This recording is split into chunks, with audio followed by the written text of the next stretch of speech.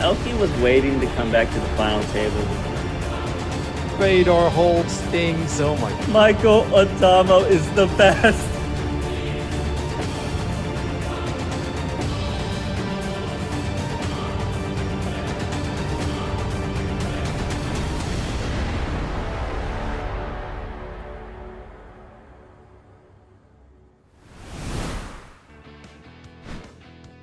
Yes, indeed. We're back once again. How's it going? How are you guys? Welcome back to the Super Million Show.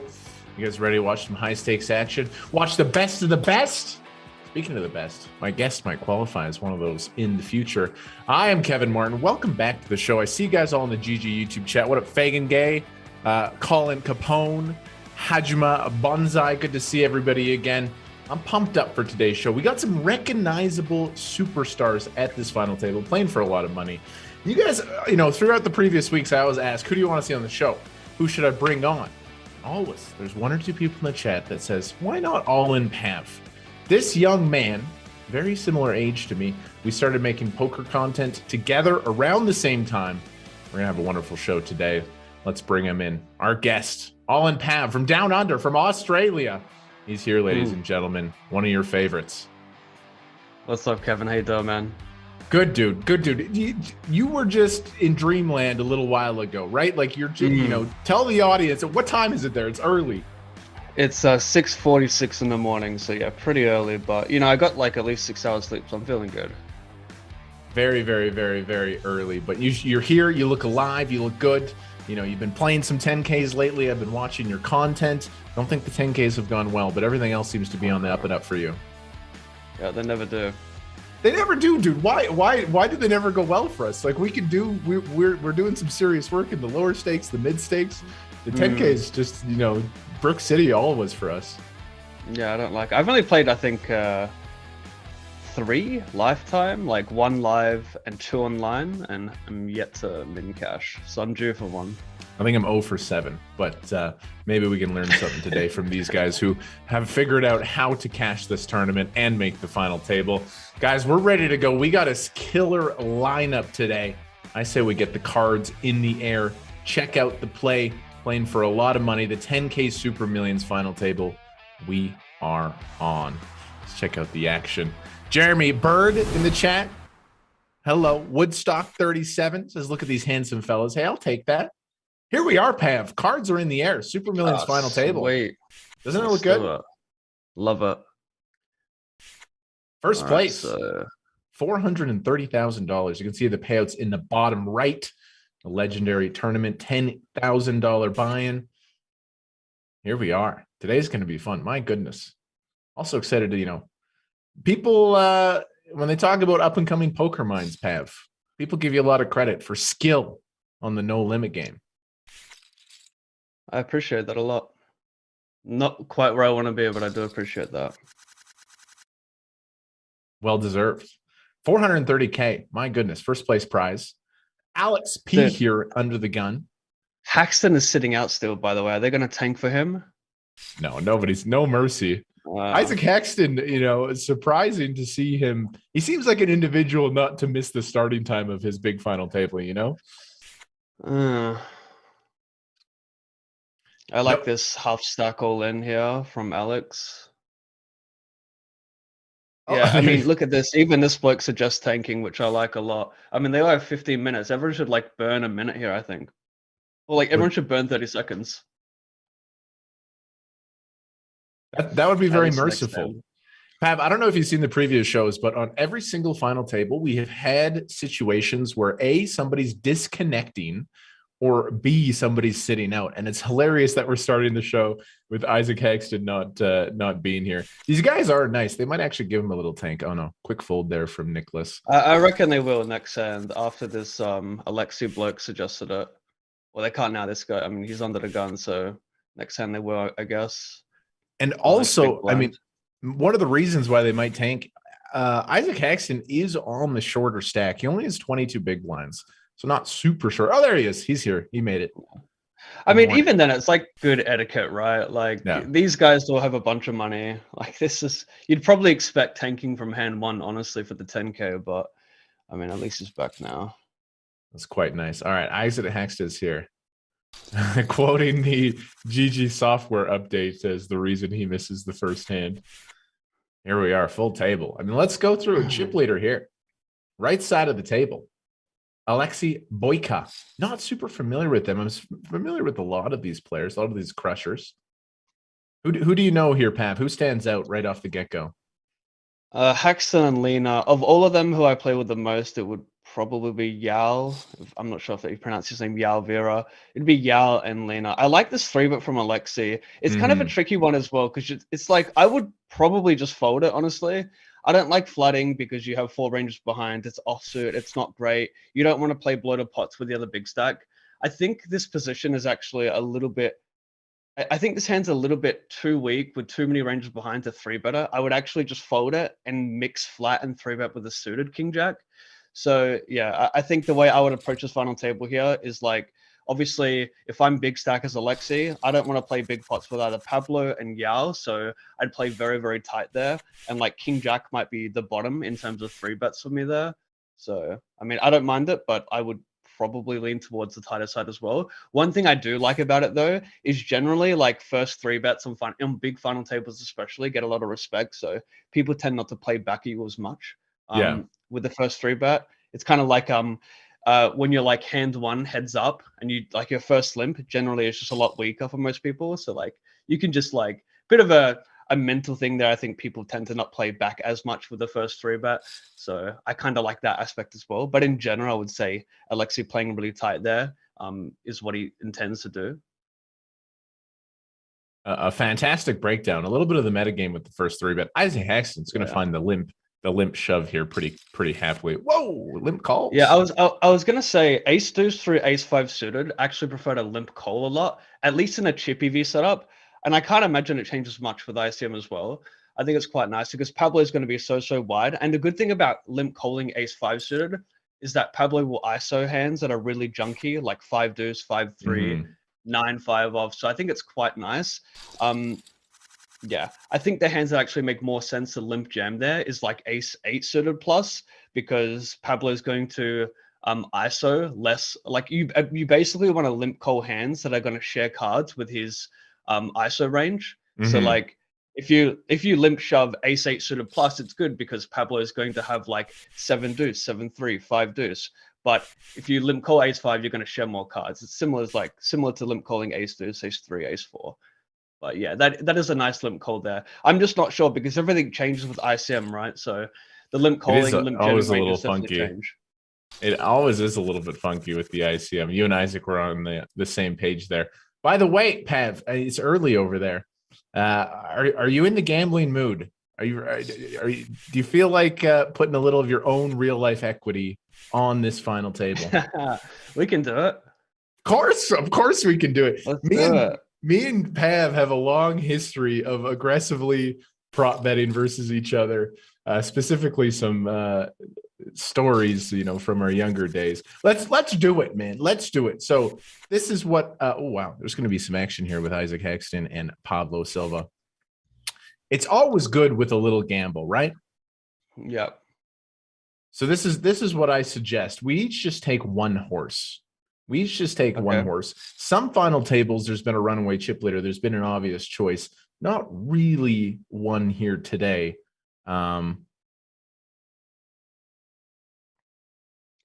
This is going to go race fold a lot. I think Haxton's just going to like realize that Pablo does not need to 3-bet light here, right? I guess a little bit. Actually, no, I take that back. You got 2 shorter stacks. You got Alex Pornakov, so am I saying that right? And then you got the bloke to his left. So yeah, Alex P and this Pedrino guy are both very short. So Pablo actually can 3-bet light here quite often.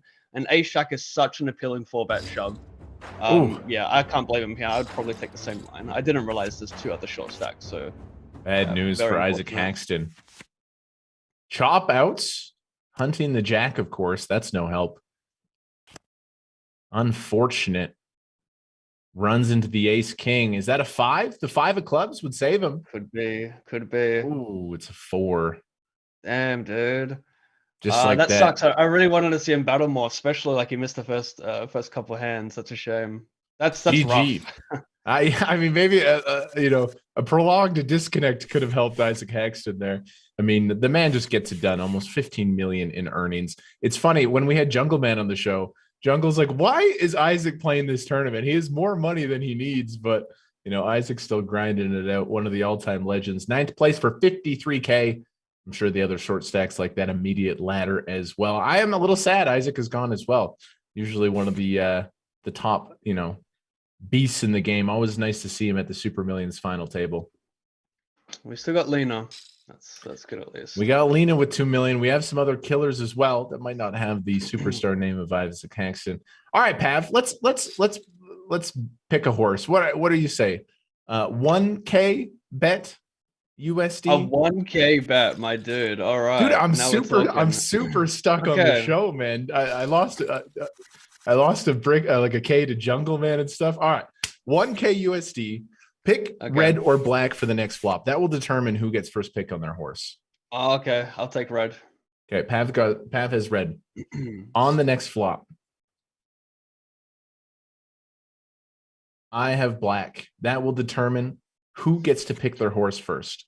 If your horse wins, the other person owes you a K ball. If anybody else wins, it's a wash. Your horse needs to win. Yeah, very fair. So there's some scenarios where there's no blood.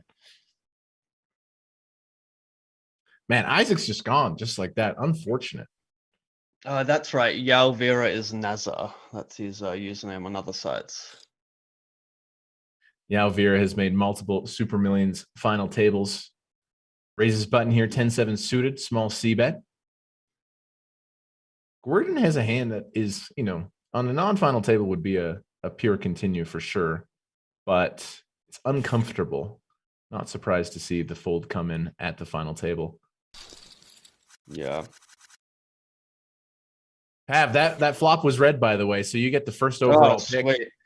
Okay, I'll take Alexei then, since he has a slight chip lead. And also what I like about taking Alexei is that he has been already super aggressive. And of the times he's been aggressive, he's been bluffing each time. So he's due for a good hand and he's due to get played back out.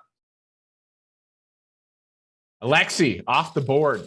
Chat, I'm going to ask a friend here before I make my pick. Chat, quick, help me out. Pav has chosen Alexei. Who should I gamble on? This is high stakes prop bet, 1K. I mean, I'm obviously going to take Pablo is a main choice here. Pablo's a beast as well. Yoa. This is a really loose open from TTP. I would just fold the deuces here. And Lena just saying, screw it, I'm going to play aggressively on this board. I mean, generally this board is, I mean, he's just picking like kind of the worst hand to use here, but he's just putting the guy to the test. Maybe he's got like a timing telling him. Maybe he thinks he's already too loose.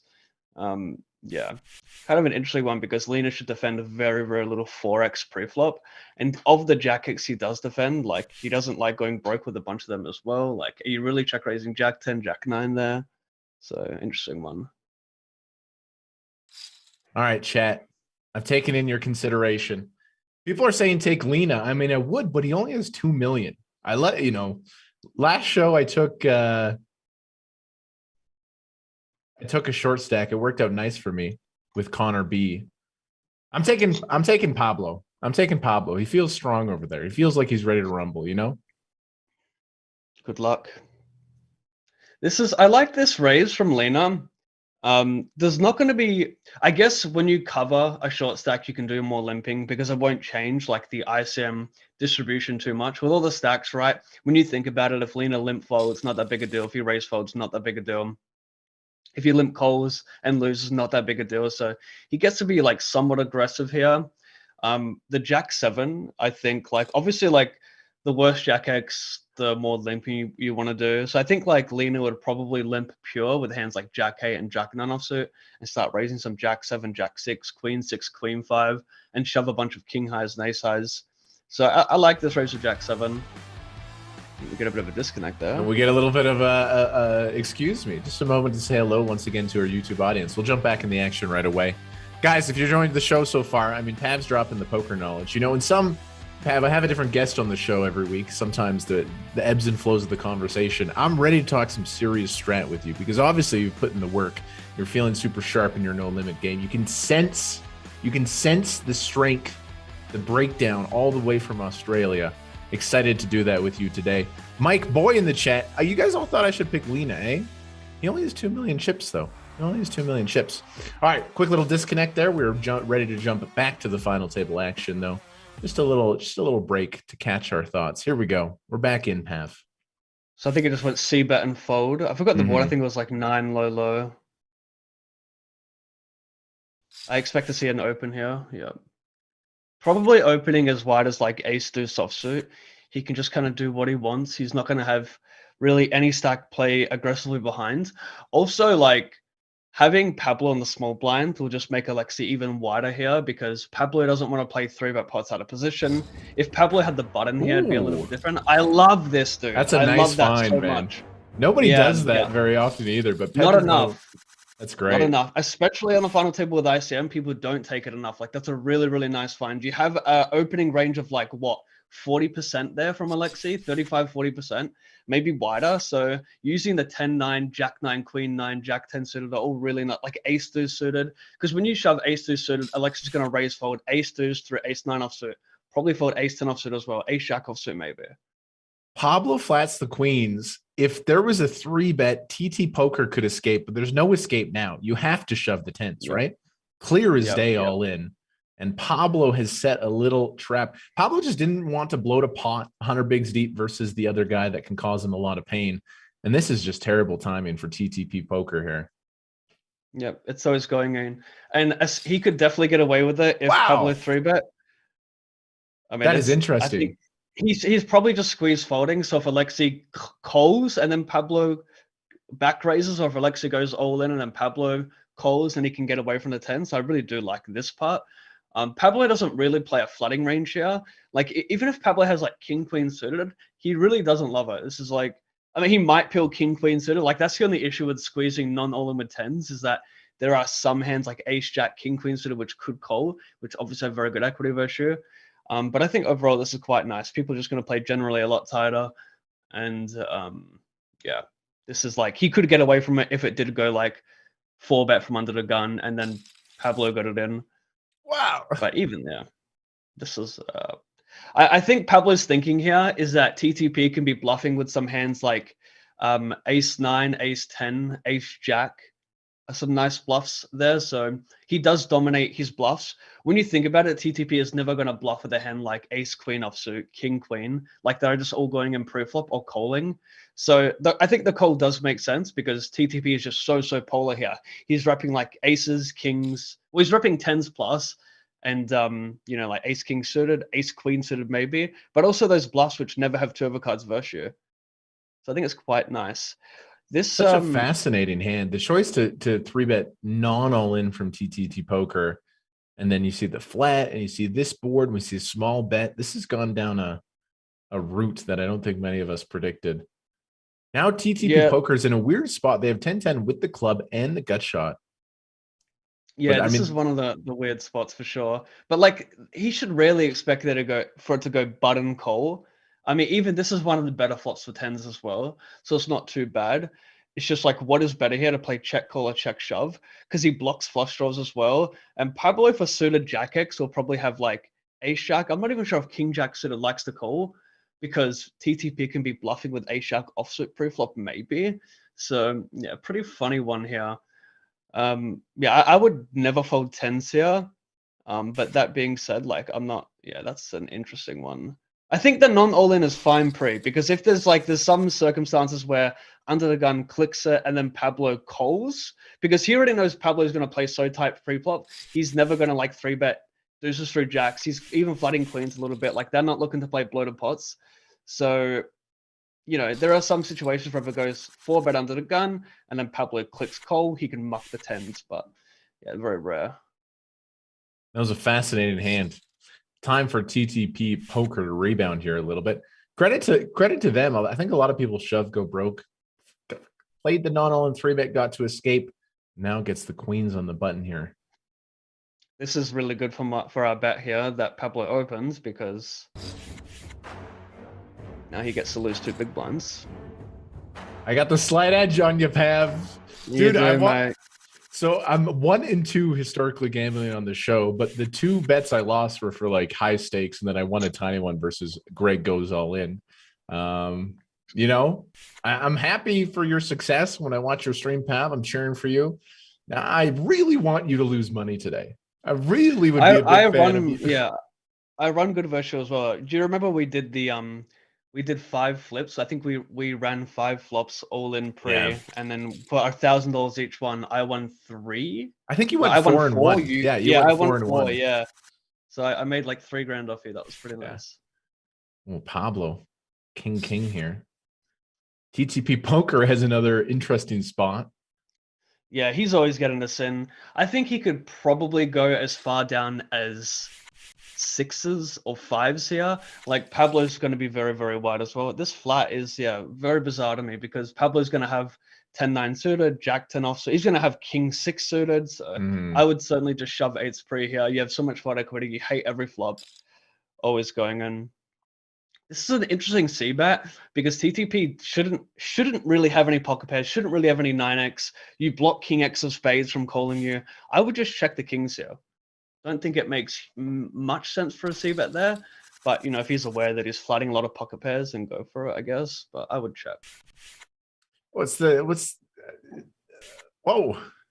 There's a mini tiger behind you, Pav. Yeah, it's my little cat Cleo. She's 6 months old, bit of a psycho, but she's cool. What a sweetheart. I'm familiar with Cleo on your Instagram stories. Energetic cat, it seems, which is very. I've got scratches all over me. war wounds. So Lena with the like 3-bet here. This is this is cool. I think in general with ICM, you're looking to play. We always talk about playing passive, right? But in single raise pots, like you're not looking to play calls out of position too often. You're looking to usually just 3-bet it. And I think Jack-10 suited makes a lot of sense there versus a cutoff range, especially versus a big stack cutoff range. I think it works quite well. Nice 3-bet. Blinds are up. 2 players with the most power, Pablo, Alexi, Yoa. Just a little bit behind. Watch Alexi fold this one. Yeah. See that? Yeah. You notice how he opened ace rag in the same position with Pablo on the small blind. He's now folding it because Pablo's in the big blind. So he's got to tighten up a little bit with Pablo in the big blind. But if he was in the small blind, he'd for sure open that. Good call there. HB Stretch says, Pav, you should take your cat on a walk. I'm unfamiliar with the owner-cat relationship. Do you actively walk your cat? Is that a thing? I don't, because I let her out in the backyard where she has like a really nice play area kind of thing. I have taken her to the park 3 times and she's not really, I don't know, she doesn't do dog things, She just kind of sits there and she's like, yeah, I'm not going to chase you. She's a cat. Yeah. But maybe she's young, maybe when she gets older, she'll be more in the mood to do that. Chad, is that a thing? Do people walk their cats? Like, I've never seen a cat on a leash. I've seen it on TikTok. There's one dude on TikTok. I've seen some. We've all seen some crazy shit on TikTok. Interesting. 3 pretty strong hands here from early position.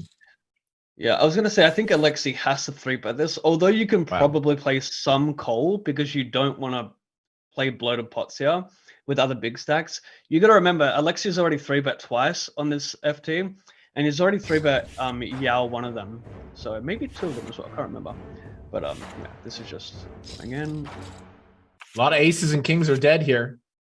Yeah. I'm hoping for the queens to hold. I know you will. Take some power away from Pav's horse. Just an ace or king. I think like 4 of those outs were dead pre-flop. I think 2 aces, 1 king was dead at least. Nice hand for Alex there with the queen. Yeah, Alex P loves that. Raise under the gun 3-bet. He just knows like all of the ace king outs are like, well, some of them are more dead now, so it's really good for queens. I think fold the king 5 offsuit is probably fine. You got 2 of those shorter stacks in the blinds, like on button small blind, they're going to do a lot of shoving. So like you make money folding this spot, but it's probably fine. Like I think this would be the worst king you open in the cutoff in the setup. I love this, man. Pav got the first pick. I feel like I'm in a good spot already. It's a long ways to go, but Pablo, opening wide here, checks back to king 5. Makes sense that he would include some checks because how deep they are. King 5's a good candidate. The worst offsuit king they will have. Yeah, in general, just checking back your worst top pairs in very check raisable boards. Like this is a very easy board to check raise, so I like it. Even checking the turn, I don't mind, Like you think about it, Yao has all the straights. He has 5-6, he has Jack 10. He has all the 2 pairs. Like if Yao is sitting here with like Queen of Spades 10, Queen of Spades Jack, Ace of Spades 5, like Ace of Spades 6, like he's just, I don't know. Yeah, I would check the turn. I think maybe people don't play the check raise enough on that spot, but I think it's quite easy to check raise, and I think checking top pair twice is not too bad. I get his thinking though. He's going to have a lot of pairs on that board, which have good equity. Limp check blind on blind here. Ooh, pretty big flop for both. Top pair for king 8. Pair and nut flush draw. I like the limp and I like the check back. Mm-hmm. Generally, like just checking back your worst ace-x at the stack depth is quite nice. I like the flop bet. He can get called by a bunch of worse clubs like Jack 10, 10, 9, 1 club can play check call. He can get called by a 6 with a club as well. The problem is when you bet flop and check back, you sort of turn your hand face up. So the a6 is almost kind of wasted as a turn check. So that's an interesting one. I'd almost prefer the flop check back because when you don't get there, it's just not great. And it's also very tough to find natural bluffs that go bet, bet, bet when you check back pre. Like, are you ever thinking in a spot, I'm going to rep the ace of clubs just right off the bat? I'm repping the ace of clubs, betting flop, turn and river, hoping a club hits. I think it almost makes more sense and it's more credible to have more bluffs for the flop check back with a6. Because like this is what happens here, right? Like you just don't love it. When you get check called, you brick out, you're in a kind of a weird spot here. Finds a fold.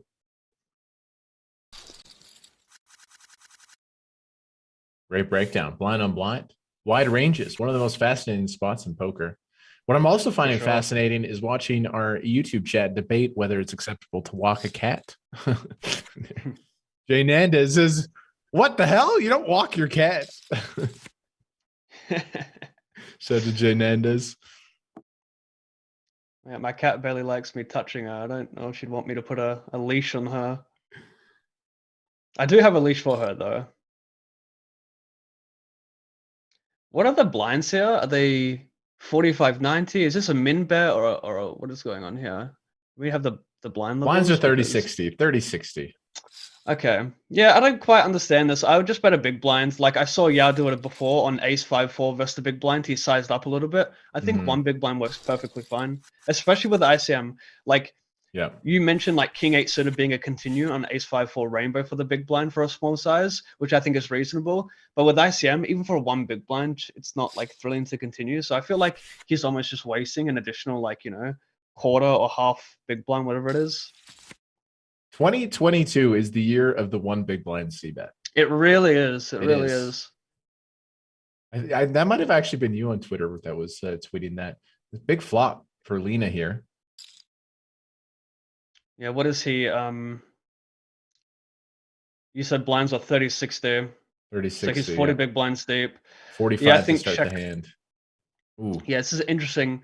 The problem is here, like on 8-4 deuce rainbow, it's not a board that Lena's going to find check raises with in general. Like I guess off the top of my head, I'm using ace 3, ace 5, all my best 8x and some like 6-5 suited type stuff here.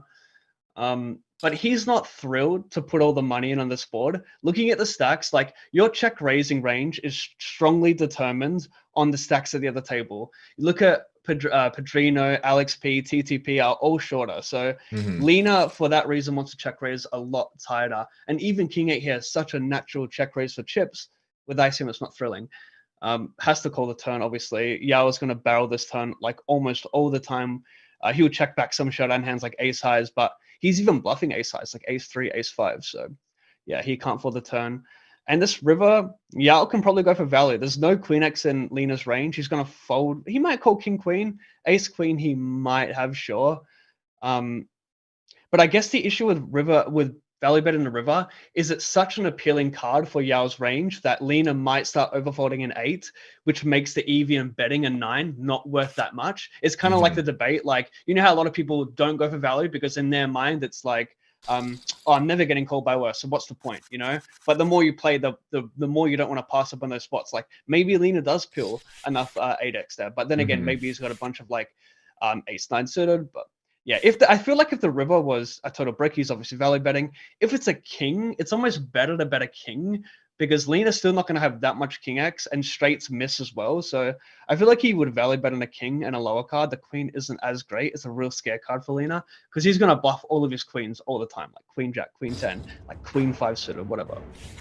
Alex P. Oh, I like this. See, we're seeing this more. We saw People the are 10-9 doing suited it. shove from the big blind. Yeah, like they're just picking the right hands versus the wide ranges, and that's the spot you don't want to pass up on. So very well played. Nice spot for TTP poker here. Similar hand in the small blind. Probably going to shove. Alex P going to call. He should probably just half stack this because not that he's ever folding ace queen, but if Lena plays call and then small blind goes all in, he could maybe. I mean, I've never ran this spot for ace queen off 10 big blinds. If you go half stack and then 2 players go all in, it's a really nice hand. But I mean, it doesn't change too much. It's very rare where you'd get 3 all ins. But I was asked for a sweat in these spots. None to be found here today. someone said it's good to have an Aussie accent. For an Aussie who lives in Poland right now. What up, mate? Yeah, someone else as well. I'm not living in Australia right now. I'm from Australia, but I'm living in New Zealand. I've been living here for the last 3 years now. Actually, coming up on 4 years. Crazy. That's right. Unfortunately, you can't. You moved to New Zealand 4 years ago. I remember that. I remember. Yeah, Online that was poker. a big move. Yeah, got banned in Australia, so I moved here. But it's good, What's it's a that? 4-hour flight from Adelaide, so happy to be here. Nice country. Met my girlfriend here, so it all worked out. Abs in love. That I am. I love it. What I met one of your previous girlfriends. I don't think that one lasted. Yeah, I think. Yeah, I think that was in for TwitchCon, right? Yeah, it was TwitchCon. Yeah, it was good times. Good times. Well, definitely not good times, but Hey, Pedrinho gonna find the ace queen shove here. Another good shove spot against a wider opening range. Up to Bobby T. Joseph, you guys are enjoying the show so far? Make sure just to drop a thumbs up here on the GG YouTube channel. Yeah, let's get up to like 500 let's likes. set a like 55 is nothing. like Like, come record. on, guys. A like 866 record. viewers. I want to see a like record with me on the show. Let's hit at least 100 in the next couple minutes and move up to 500. A like this record. Is unfortunate for Alexi's finding a lot of raise folds here. They just keep having it, unfortunately. They should go raise, fold, fold, fold. It's not a great 3-bet spot with ace jack. HB Stretch asks, are you guys excited for Vegas? I am. Oh, I saw. Okay, Lena opened here. Yeah, I think just folding 7s. It's like Pablo. Well, it's close. The problem is like all of Pablo's bluffs do very well versus 7s. Like if he's using Jack 9, King 9 suited, Ace 9 offsuit, whatever. Lena and Guerden here are going to be the most ICM handcuffed, right? They got 3 stacks significantly shorter than them. So they're just going to do a lot of raise folding. You could even argue Lena could just fold 7th preflop there because he's going to be 3-bet quite often. So it's definitely not appealing. Yeah, like I think folding. So maybe he's just got like that Lena aura though, where they're not going to 3-bet him as much. But I think folding at pre is totally fun. Pablo's feeling strong. I was wondering if they're going to open this ace 3 from the low jack. They do. Yeah, I think you have to open every ace as a big chip leader here. From the low jack. Alexi's never going to 3-bet this. Oh, I like this shove as well. Nice, yeah. They're just picking the right hands. Very good. Pedrinho had that 10-9 suited shove earlier. Pedrinho, I believe, is the least experienced on this final table, just in terms of pure cashes. They're coming out swinging. Who's this, Pablo? Sorry, Pedrinho, I believe. Pedrino, yeah. Pedrino. The first Super Millions final table. Yes. Came in as a short stack, playing with aggression. You love to see it. Ooh, bad news here for TTP. Clear as day, all in open shove. He's gone broke. And one of his jacks is already dead. You hate to see it.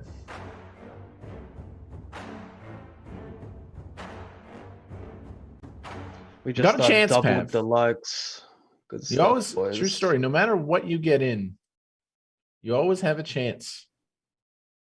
You've been playing a lot of PLO lately as well. It feels like the equities are a little closer in that game than No Limit Hold'em.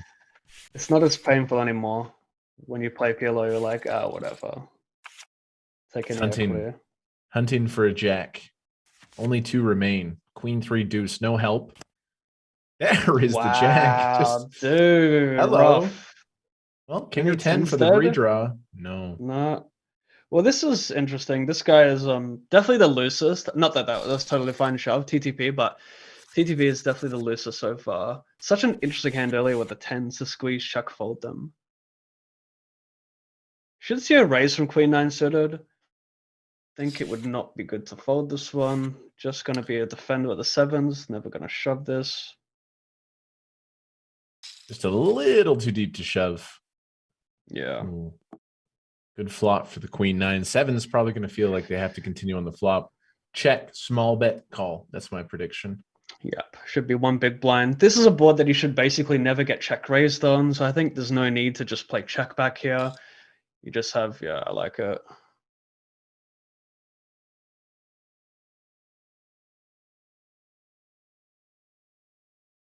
I think check raise is not too bad because he gets to fold out like 8, 9, 10, 9 suited, Jack 10 offsuit, King 8, King 9 suited. I think check raise is quite nice here. He would check call 9s and 10s and Jacks. He'd check call maybe a bit of 8s. I think this is really nice. When you find like that value check raising range, like you kind of want to have more than just Queen X, especially against a relatively wide range. I think it's a really nice find. Tell you what, with the Queen 9, once you get check raised on the flop and you see the turn check, it's just like a wave of relief. Definitely checking back here, though. 966K in the middle. It really is. You would hate to be like facing the turn bet there with Queen 9. You'd probably just fold it. That is interesting. The Queen of Spades. Pablo's checking. Pablo thinks they have the tiniest bit of showdown versus hands like Ace 3 suited, Ace 5. Maybe Ace King of Diamonds, Ace King of Hearts that peeled flop. It's a small check raise on the flop. Oh, it does go for a block. Okay. Yeah, I don't mind that. He's going to have worse pocket pairs. He'll have Ace 4, Ace 2 suited. I think it's quite a nice bet with 7s though. There shouldn't be much 10x as well for Guerdon's range, so I think it's quite nice. Small loss for Pablo. You hate to see it. I would expect Pablo to play this hand aggressively blind versus blind, I think. He's probably going to play like a 3x size here, 3.5x. Probably 3x here, like 180. Yeah, raise first in for sure. 2.5x. 2.5x. Okay, that's 20 effective. From what we've seen from Pedrinho, he's all in. Wow, just calls. Man, my goodness. I thought he was going to take the shove spot based off what we previously seen. I think this is very, very nice. I think these small suited aces are just really, really good limp calls, blind versus blind for 20 and defends. Like when you think about it, Pablo's range is going to be like quite polar pre-flop, and your 6 will dominate them. It's suited. It's good to have some ace-x in your range as well. I think you just keep it simple. You shove the offsuit ace-x, which flops poorly. You flat a lot of middling suited hands, and yeah, it's quite nice. Look at this. So it goes check, check, flop. I think. Yeah, you can probably bet the turn. Just peels the offsuit 3 here. It's so sick. 3-5, just nutted. Yeah, I think it's nice. I like the sizing as well because you start to bin Pedrino's king highs and some ace highs are not thrilled with this spot. And I think it's not unreasonable for Pedrino to check back some 10x as well. Like we already spoke about Pablo's range being extremely polar pre-flop. So like when you check back a 10, Pablo's like really going to have 2 overcards versus he's going to have like 1 overcard and 1 under, or he's going to have 2 undercards. So like even checking Jack 10, Queen 10, King 10 all the time on 10-8 low is not that bad. You're just going to like let him delay bet some complete air. So yeah, I think a lot of people might freak out and like bet for protection on those boards. But when you think about that really wide range pre-flop, it doesn't need much protection. And a lot of the EV and checking back comes from like those delay bluffs from from the small blind, and that's one of the worst boards actually for the raising range of the small blind. Those 10-8, those middling boards are very bad. This is good to see. Little 3-bet here. Alexi just shoves it. Okay. Yeah, I think shove is totally fine. I'm not really sure how that spot plays because obviously your 4-betting range wants to be super, super tight versus the other big stack. So like maybe playing non-all-in is a lot better there. I would probably just shove the ace-king offsuit. But yeah, it's definitely an interesting spot there. You're not thrilled with shoving really anything that isn't the nuts. Blinds are up. 35K. 70K. Power still remains with Pablo, Alexi, Yoa. Same kind of dynamic. Lena's hanging in there, 1.5 million. Heather and Ho. Raise, shove. Everyone should have fold. Horse on horse Someone action. else in the chat. Josip asked, Pav, do you speak any Serbian? You missed my question earlier.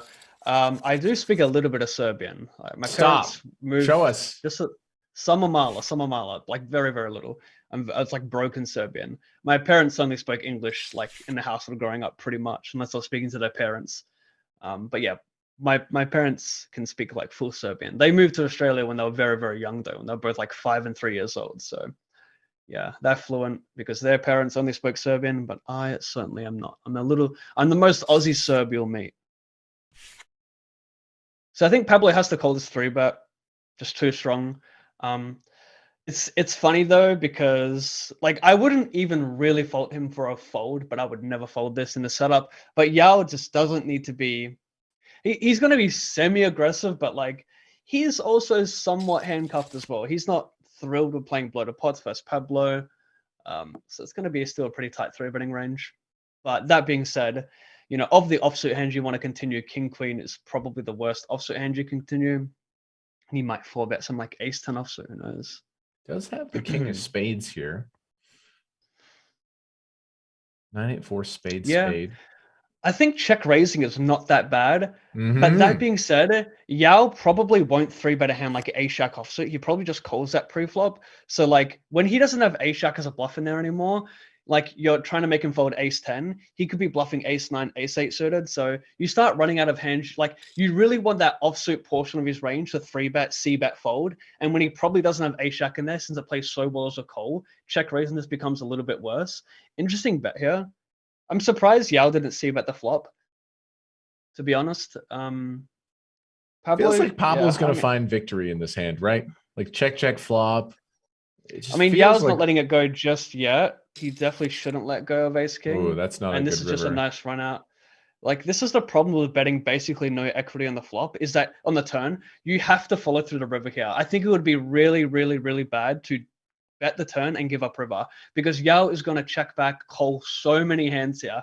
Like it's such an easy board to see, but as well when he checks back, there's like no pot equity.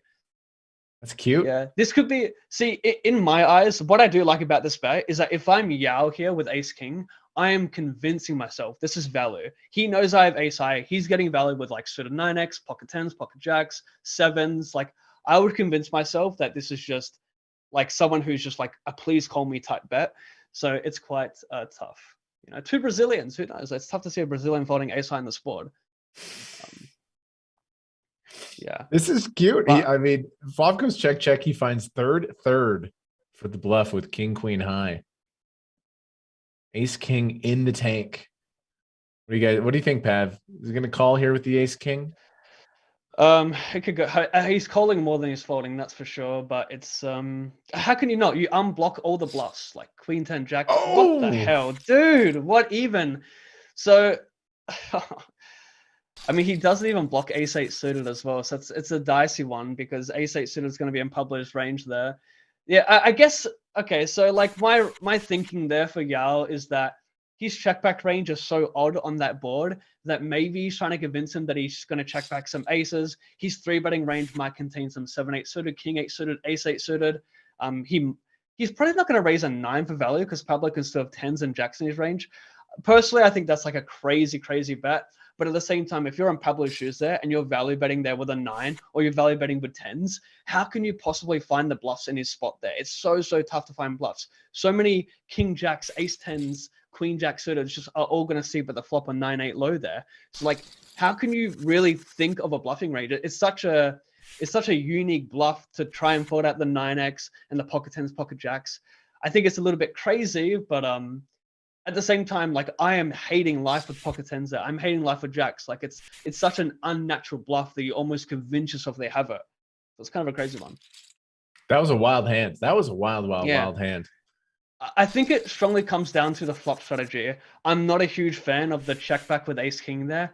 That being said, it can't really handle a check raise, so it can't be that bad either. Like Pablo will be able to better realize his equity being a deep stack. He gets to call a very heavy suited portion of his range. So possibly the 9-8 board is not that bad for out of position, and Yao is not really loving a c-bet with ace king offsuit, so it could be fine. Could be fine.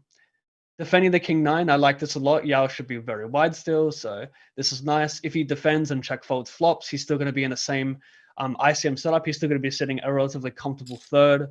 So a lot of the times to determine your big blind defending range, you want it to come down to how does it change the stack distribution on the final table?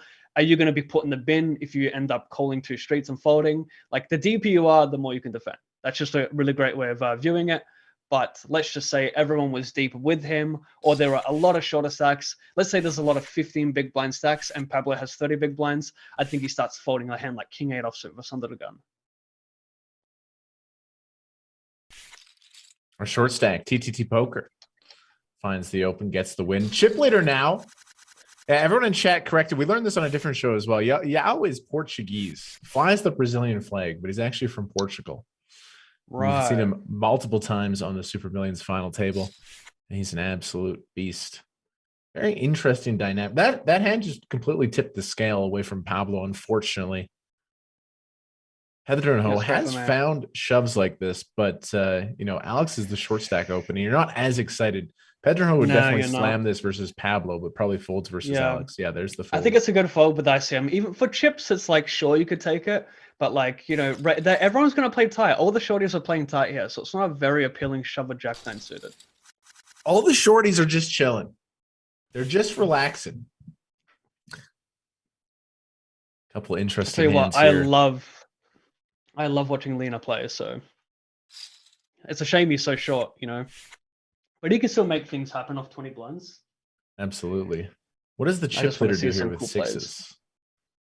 Just call. I think shove doesn't accomplish anything. I think some people might freak out and shove 6s, 7s, 8s, 9s here. But when you think about it, what does it do, chat? He goes from 5.5 million to like 5.9 million. He's still chip leader. He's still got a good lead over everyone. But if he shoves, gets cold and loses, it's like horrendous for him. So he plays a very small 3-bet with a linear portion of his range. Like he's not going to use like king, queen suited, ace 10, ace jack suited as much. Those pocket pairs he's not going to use as much. It's usually going to be a very polar part of his range. Like he might use some like ace deuce type suited, like some small suited aces and some bluffs, like middling. I think for the bluffs are going to come from the king 8, king 9, 7, 8, 8, 9, 10, 9. I don't think he wants to 3-bet like the queen, jack, jack 10, king, queen suited. I don't think that accomplishes as much in that spot. CJ Dunn says, good morning, Alan and Kev. Hey, good morning, CJ Dunn. How you doing?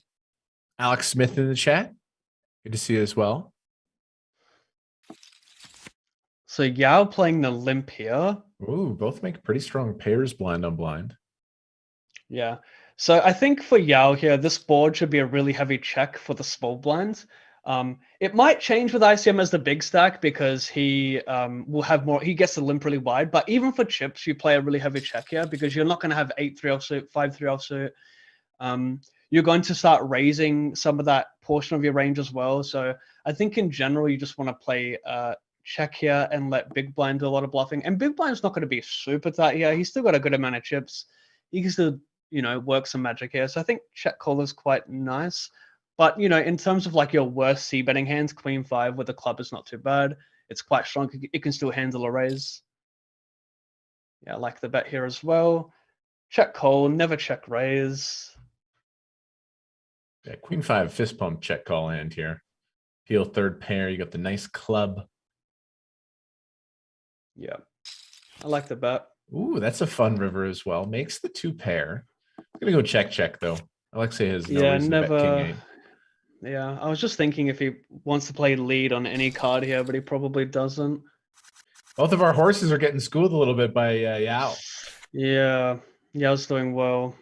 Ooh, this could be, depends if it folds to TCP Poker or Pedrinho finds the open. If Pedrinho finds the, either way, this is ugly sights for TTT Poker. Wow, this is interesting. Oh, Yeah, it saved him. It saved him.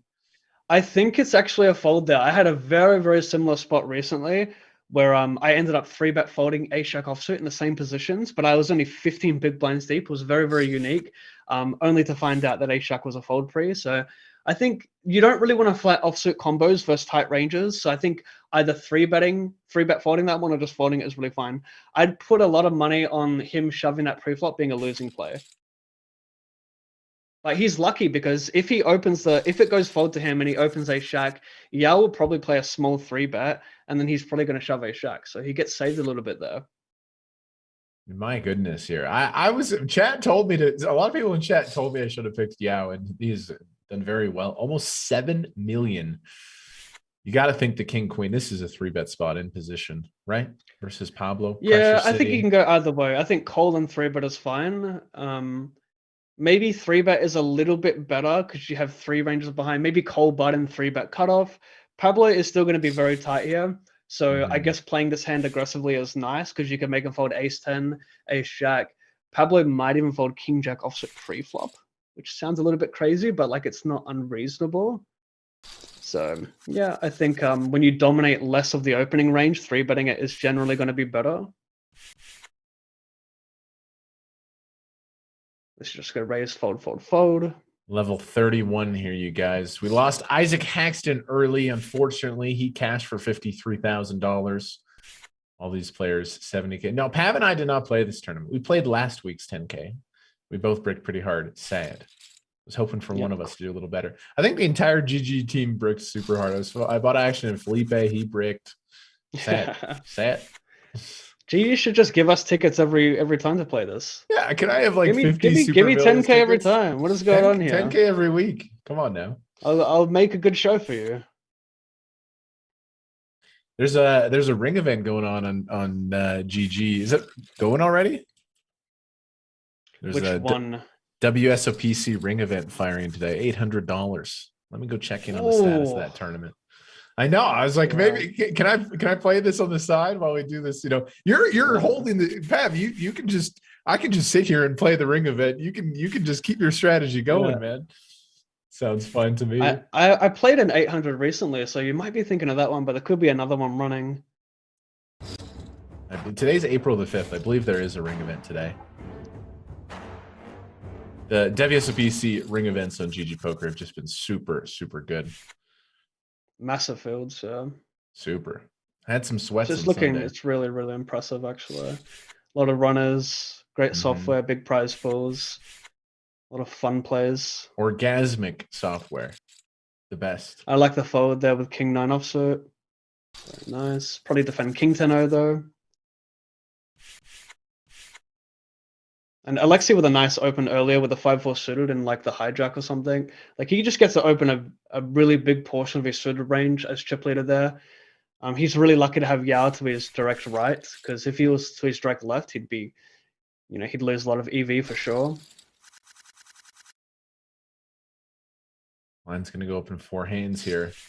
Power is really, it's been Yao's hour here. Just opening, playing, 35% VPIP, destroying. I think fold with ace-3 is actually quite nice here. Some people might be like, what? But of all the players, like Worden's going to be a super nice fold. Yeah, it's going to be a really tight range under the gun. Ace-3 offsuit is going to perform horribly versus that range. If we're talking about a regular chip EV setup, let's say there's 100 big blinds effective, under the gun opens, you should actually be folding ace-2s through like ace-6, ace-7 offsuit versus under the gun, because it's a really tight range. It doesn't perform that well. So if we like go to the next level with ICM versus like a 40-ish big blind range under the gun, it's not looking great ace-3 offsuit. So nice fold. Some people might not find that one. Alex P, previous winner. I think it was 6 weeks ago. Alex P took the whole tournament down, played fantastic. I mean, when you're the chip leader, you just dream of having opens like this. Queen Jack off and the cutoff just doesn't get better than this. Yeah, Pablo just folded Queen Jack and EP, so he's feeling the pressure now. He can't open as much with the stack changing, him getting shorter. So that's good to see. Just so clean when you're the chip leader. You open, you just take down 2.5 bigs. Just the best. Glad to have you guys here every Tuesday. We're doing the Super Million show. Also, I mean, Pav seems to stream 8 days a week these days. Make sure you're giving his content some love. So this is cool. I was really curious to see what Lena does here with A7 suited. He just shoved for 17, I think, ish. I can see limp, raise, and shove all being good there. Maybe raise being the worst, shove being the best. You're not super thrilled with playing out of position there post-flop. We're all Lena fans. This might be his moment. 10's on the button. Yeah, he'll shove and just take it down, so he gets a chip up. If Gordon wasn't involved, it could have been some spice versus big blind with A7 suited, but a nice chip up there. You don't want your horse to get knocked out right away, Kev. No, not at all. There you go. Only one elimination so far.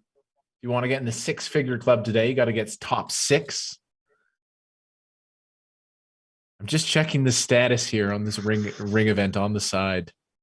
Alexi with aces. Gordon could 3-bet here, which I think would be totally fine. Alexi should be very, very wide. Love it. And Alexi should just call here. 100%. I think Gordon's 3-betting range. Like, I think Gordon, he could 3-bet jacks, but I think flatting would be a lot better with all the stacks behind him being so short. Even though he's up against a wide range. Like, maybe jacks does a little bit of 3-betting here, but I think, like, just call. Just call. Very, very nice. This should go check small bet a lot. Yeah, check small bet a lot here and just check call with aces.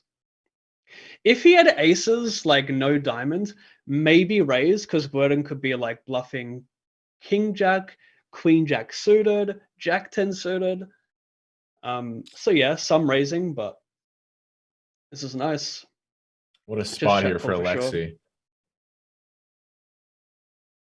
This is very well played from both so far. I hope Alexi doesn't check raise. I think this is like a pure check call.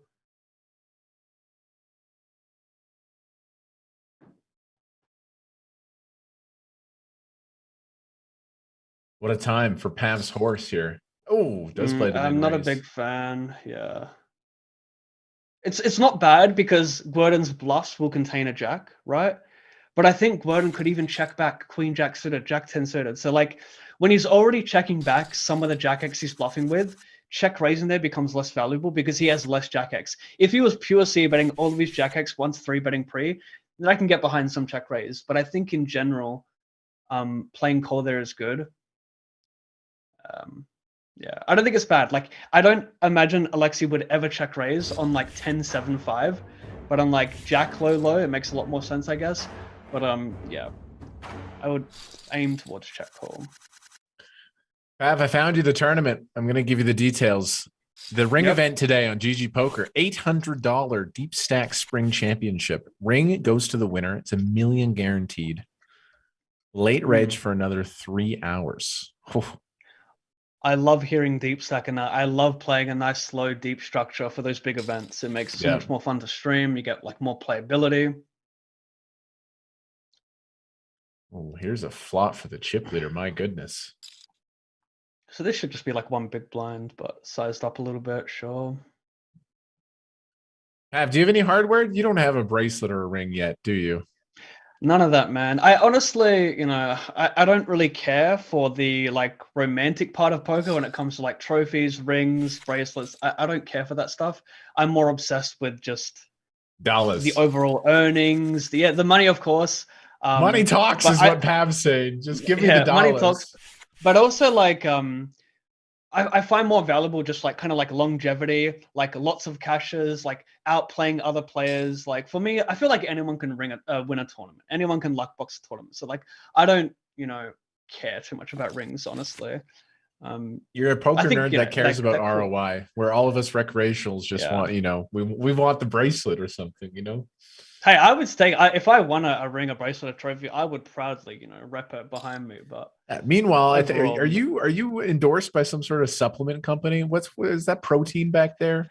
Pav? Not. I just mean, gotta look, say, if you're flashing the protein powder in your Yeah. shot, I'll give your it a. arms are a little too skinny to display protein like that. I'm saying. Well, they have many supplements, and I use Gorilla Mind Smooth. It's just like a bit of a focus pill pre-grind to help me stay a little bit more focused. I do have protein powder, but mate, I have not lifted weights in about 6 years.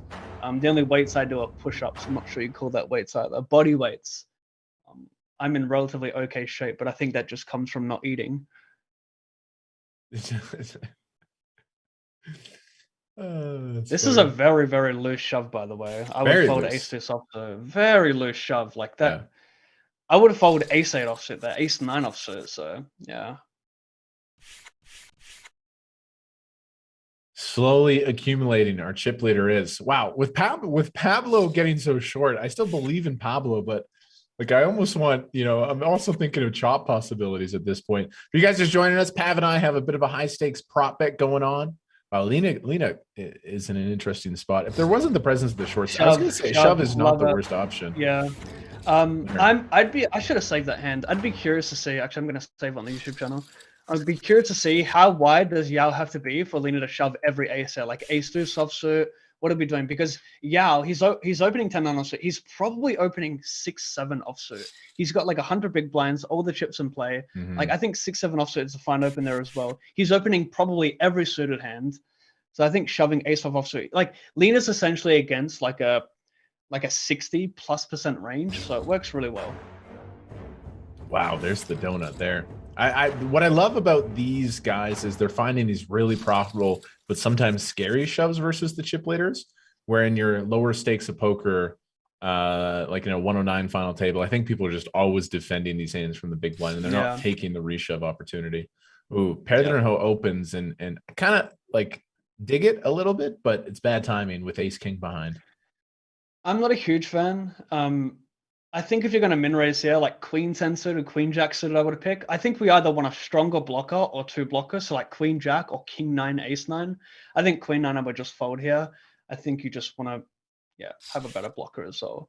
It's it helps a little bit at least. I like this small 3-bet. He's essentially saying I'm stacking off with you under the gun, but if there's like some wild, like he could 3-bet, stack off with ace queen, ace king here, and like obviously 9s, 10s, jacks. And if there's like 2 shoves behind him, he can let it go. I think, we already have a high stake. What's another way for us to gamble a little bit more? Like I want some blood, we have a history of prop betting. Yeah, what can we do? I mean, chat, if you want to suggest anything. I don't really have many gambling games. I'm not very good with that stuff. There's plenty of gambling possibilities. This is a good one. Do you have a favorite what's your favorite suit? Probably spades. Yeah. Spades. All right. Wow. Let's see what Lena does here with the 7s, by the way. Every time Lena is making a play, I feel like a hush needs to fall. He'll fold. I think he regrets opening the 7s earlier as well. But yeah, I think that's a pretty easy fold. Tight-ish range. Obviously, like Alexi's going to be relatively wide, but even versus a relatively wide range, 7's just not going to do much for you there. As poor playability, you got ranges behind you. You don't love shoving. Nice defend with the queen 9. I think he has to defend it, and he's just going to check shove here. With how he's playing, I wouldn't be surprised if he dunk shoved, which is, it's not good here because you want Alexi to bet fold ace-7 offsuit, 7-8 suited. So Alexi can even get away from this. Yeah, it's like he loses like 1 to 1.5 big blinds. So he should definitely check there. Alexi will probably bet stack off with ace queen, but when he gets shoved into, you can just find the fold because he has such a tight range under the gun. He's got a lot of pocket pairs. He has a lot of king eggs there. Yeah, so I think it's a nice fold. You notice Pablo's power is gone. Just folds jack 9 of clubs in the cutoff because Yao's in the big one. Yeah, it's rough for you, mate. But Pedro is taking these shove spots. 10-9, they're also super light. But picking up some pots, staying alive. Aggressive poker, mate. Wins tournaments. Here's the 7s for Pablo. We're seeing 7s a lot. Wouldn't be surprised if we see a fold here. He's got like I guess one good thing is that he's got position on both the big stacks, so he can say, okay, I'll raise this up. But if it was like Yao on the bottom and Alexa in the big blind, it might be a little bit different there, but I wouldn't fault folding there. Man, Is when the chip Pedrino leader gonna shove here? when the chip leader finds a hand like this on the button, it's a lot of fun. I think Alexa should just fold here. It's just going to be so tough. You don't want to 3-bet it. Flatting is like really annoying as well. He just wants to maintain this really big second place stack over everyone else. Like we spoke about this earlier. What does winning the pot here do for you? I'm not a huge fan of this. What does winning the pot do for you? You know, you go up to 4.6 million when you already have, or you go to like 4.7 million when you already have like 4.3 or something. It doesn't do much for you. Like in terms of how much you have over everyone else, it doesn't do anything for you. And it's just going to get you in trouble. So I would just fold this one pre-flop, and I would flat some King 10, King 9 suited. I think plays a lot better. This is a key moment in this tournament. If Yao can win this 3-bet pot, they're going to be in an He has to c-bet. He's got to c-bet here because it just folds out a lot of the suited portion of Yao's range. It will, yeah. Well, I don't like it because he's still going to call so many suited hands here as well. I would just c-bet King 10 offsuit. You get to make him fold like King Jack offsuit. You get to make him fold like 8-9 of diamonds. All these hands which, you know, are going to bluff you on future streets very often. I think you just want to c-bet the King 10 here. He could just give up because he has no suit. Maybe he c-bets with the heart and gives up with the rest. I could get behind. But in general, I think betting this board is going to work out quite well. At the end of the day, you're bluffing here. You want to win the pot. So I don't know why we're not betting King 10. Yeah, kind of waving the white flag here post flop, checks the flop and the turn, double paired board now. He's just going to hope he chops or wins this one. He might delay bet, double delay really small to try and make Yao fold a king. But yeah. No, check. I mean, I guess, I would just c-bet the flop. Maybe him having no suit was really unappealing to c-bet, and he's just trying to take it down pre versus a very wide range. Man, Yao here has had the cleanest couple of orbits, winning every single pot. Really has. He really has. 8 million now. I'm going to run to the bathroom. Hold the show, Kevin. No problem. Run to the bathroom. All in Pav. One thing I love about All in Pav is, you know, me and Pav started playing poker in like the same year, basically 2015. We started streaming as well. So I've been following his journey from I remember him yelling and jumping on his bed in $8 tournaments. So it's nice to see him grow into the crusher that he is. HB Stretch, Alex Smith, Tim, good to see y'all. Thank you for joining us here on the GG YouTube channel, GGPoker.tv. What a place of fun entertainment content. I think ace 4 here. Let's see what Lena's going to do. Yeah, just mucks it. I've seen that a couple of times. It's Yao's world. We're all living in it. Alexei sitting there with 3.7. Pedrinho has been eager to shove off the short stack. They're going to take the ace 10 here. Kmart, you're going to fire the $800 ring event. I have it on the side. Yeah. I don't think I could multi-table the super. I mean, Pav's carrying the strategy portion of the show. Maybe I should just play on the side. Pedrinho shoves, gets it through. Yeah, I got the tournament here. There's still 2.5 hours of late reg. I think I am going to probably play it today. Maybe I'll play a session after this final table wraps up. Pedrinho finding these shoves. What up, Musa? New forward at Bull. Lena, don't give up on Lena here at the bottom. 1.5 million. And kind of steady around that stack size. I think he's going to fold Queen 10 in the cutoff. I just have had every incorrect call today.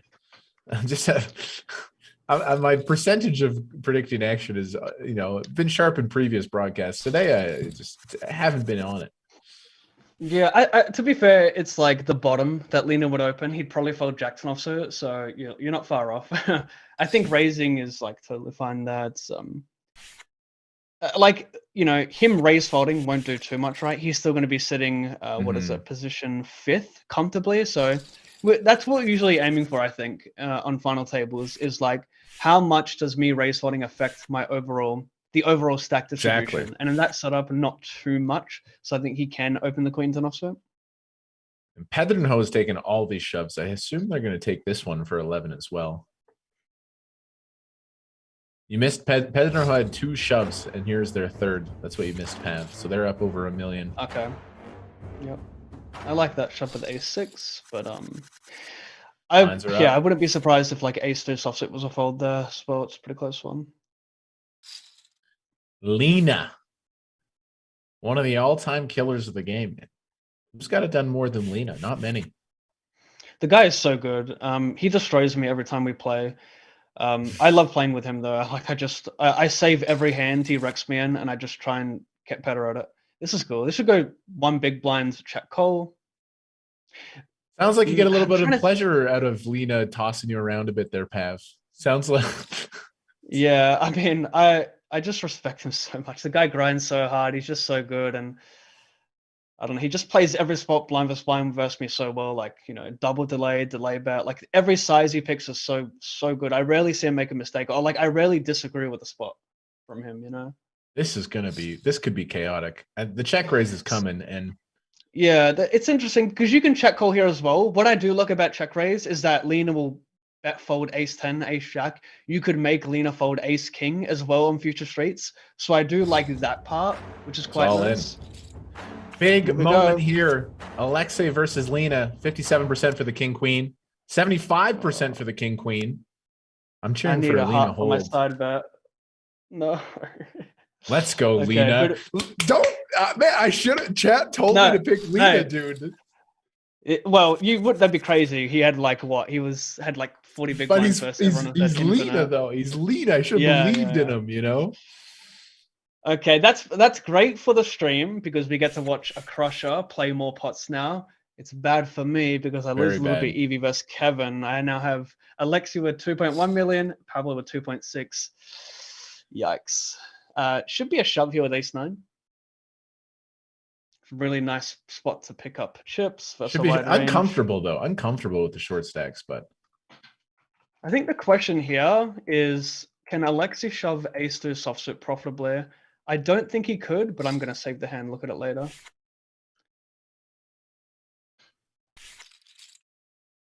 Lena, 3.6 million. My goodness. Very fortunate for me for, under the gun, ace. That was a big sweat pad. If ace-9 of hearts wins there, I mean, your horse has a ton of chips. It is. The thing is, like, what do you think the odds are of one of us players winning the tournament, right? It's like 10 to 20%, right? So like, we're only like, with that $1,000 bet, like we're probably like, each of us right now is like losing. Well, yeah, it's like even. So we're both losing like $100 in EV probably. So it's not even that bad, really. I'll take $100 in EV every day. Yeah. I think although you have more chips than me as Pablo, I've got a better seat. So I'm in a slightly better position. I mean, Alex P came in as the short stack, and they've had a kind of a quiet run here as the short stack. This is a cool spot for, I think shove is quite nice here.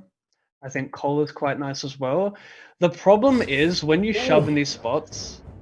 Yeah, this is king off is a fold? No, I mean no. He has to shove because Gordon's going to shove ace-10, ace-jack, ace-queen, king-queen. Close. I think king-queen offsuit might even be a call. I think both are profitable, shoving and flooding.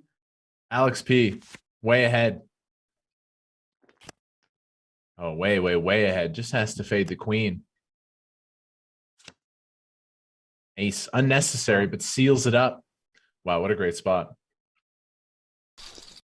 For the raise and shove. You're folding ace-queen off, going with ace-king in that spot. Close. I think I'd probably take ace-queen offsuit, but it's the bottom. It's the absolute bottom. Wow. I think well, like I said, he's shoving ace-jack, he's shoving king-queen, he's probably shoving ace-10. So he probably shoves a lot of suited aces, actually. So I think it just dominates too much of Gordon's range. Yeah, that's just my take. But ace-queen offsuit might be a fold, but I just don't think it is because, you know, it comes down to how wide is the opener's range and how wide does a 3-better get to be. And that's what determines your shove-in range from the big blind. Did he fold? Ace 5 there for 4 more big blinds. Is it 5100? Good. That's a really impressive fold. Nice. Yeah, that's a really impressive fold. I like that. I don't think a lot of people would find that one. Wow, this is very interesting now. Gordon had the nice shove spot versus the chip leader, runs into the ace king. They have 3 bigs now. And Talk about interesting. Talk about this hand right now, ace king. Like, do you just turn your range face up and shove here, or do you play small 3-bet? Like, you probably just turn it face up and shove jack, shove ace king, because like you got a 9 big blind stack, 7 big blind stack, 3 big blind stack. Like, there's nothing wrong with turning your hand face up, turning your range face up, shoving, and just taking it down. It's a massive chip up. Yeah. Especially with just how far the chip leader is ahead. Like, inducing there with the presence of the short stack's not really what you're interested in. So the shove makes sense. That being said, if I run that one on the solver, there might be no shove. There might be a little bit of shoving, but it might play mainly, since you want to be so tight there, it might play like, what are you doing? Shove again. Just shove again. Go again. He can't shove queens. Way too strong. Calling. 30 bigs. I think 3-betting is good here. I think you basically don't want to have any calls in this spot. Versus wide range, with all these ranges behind, I think you want to play 0 flat and mainly 3-bet or fold. So I think he has to 3-bet the queens. Look at Yao getting after it. The 9-8 off under the gun. I think you should go really small as well, like 5.2, 5.5 here. Would be like a nice size, and he wants to leave room for Yao to play like a small 4-bet. Yeah, I personally think there's no flooding going on here. At the end of the day, we have the 3rd best hand in poker. We have a big stack range. We generally want to play like 3-bet here. Like, we could probably flat 9s, 10s, jacks. Like, they, for me, make way more sense to play flat. And we just 3-bet queens, kings, aces. Like, I think our 3-betting range for nuts is not going to be king's plus. I think we can 3-bet queens here. So many interesting ICM dynamics going on. With Yeah, not to mention, like, let me just say this. We have under the, like, Yao, yes, we all know he's going to be very wide here. But at the end of the day, he's opening under the gun. He's going to be a little bit tight. This is going to be his tightest position, even with the stack. So you 3-bet queens to stack off with his 10s, his jacks, 10s, 9s, to get value from his suited ace-x. So yeah, I'd 3-bet it. Now he has the 9-8 checks flop. Yeah, just going to play this one chill. What up, Matt? What up, Peter?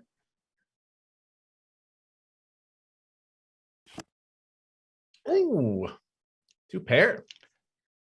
Chip leader. Yeah. This comes back, you know, if he 3-bets free, he avoids this. Hindsight. But look, the flat is not terrible. The flat is making money just like the 3-bet is making money. The question is what makes more money. I would just prefer to 3-bet this one. I'd also prefer to bet the turn.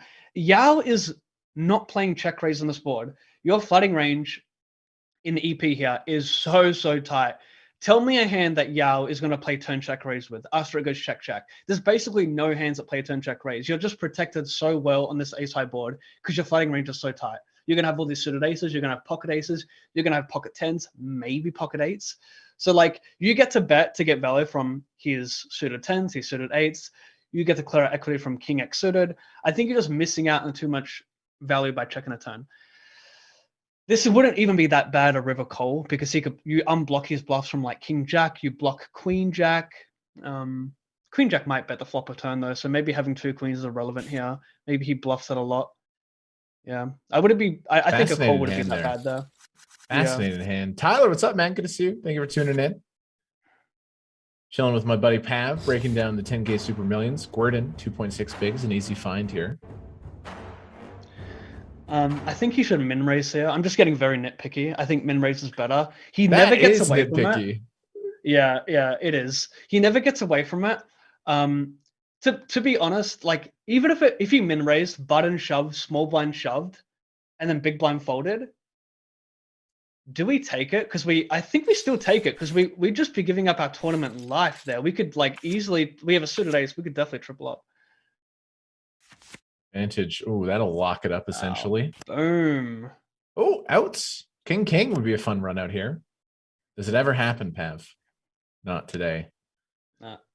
This is so fascinating how these short stacks have just avoided busting here. And you tell you what, Yao kind of loves this. The fact that Gordon doubled there in the presence of these short stacks, it's going to just give the chip leader so much power. Pablo Silva, 2.4 million. Alex P, low-key having one of the best final table runs here. Started with 500,000. They're at 3 million. Damn, that is a nice run. You should just take this down. Pedrino should not shove that one. Nice. I think my dream, like, four-hander scenario here is Yao, Alexei, Lena, and Pablo. That would be a nice four-handed battle. People saying, I mean, DMC says Yao, Jao, what the fuck, LOL. If anyone knows how to pronounce this guy's name, please let me know. I'm not very good with this stuff. I'm not a great reader. TTP Poker. Wow. Easy shove, but bad timing. Yep. Jacks are going to rebomb. You can see Ace of Spades is dead. Already dead, Kev. You saw it, mate. Ace is coming. Yeah. Ace is coming, though. Which Ace of Hearts is live? TTP Poker. Yeah. The heart. Oh, Ace of Hearts is live. My goodness. Any Jacks dead? As if I knew. All the Jacks are dead. Alexei, unlucky. This is nuts. Short stack staying alive. Very unlucky for Pav's horse there. Wow. We're probably on our way to Chop City here, right? That's the most likely outcome. Are you guys just joining us? Pav and I have a little side bet going on. I got Pablo. He's got Alexei. 1K side bet. It's a big swing. Big swing.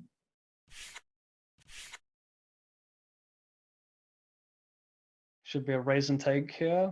Yo, chat, we've got 146 likes in the YouTube channel with 1,400 viewing. Let's get it up to 200 in the next minute. Come on, everyone with a YouTube account, click the like button. Let's run it up. We'll try to reach 1,000 before the end of the stream. We're trying to set a like record with Pav on the show. Viewership very high right now. Thank you guys for joining us. Wow, that's actually above average Twitch viewership for YouTube. Oh, we're live on Twitch as well? No. I just misspoke. Right. YouTube. Queen 4, one of the more popular hands in the poker world lately. It's picked up some popularity. Did you see that hand, Pav? Did you see the Helmuth 3-bet call? I missed it. No, what happened? What? You didn't watch the hand? Just then? I was reading the chat. Phil Helmuth 3-bet called the Queen 4 off against Oh, Fox. yeah. That was the dumbest shit ever. Sorry, that was that was the most unexpected call ever.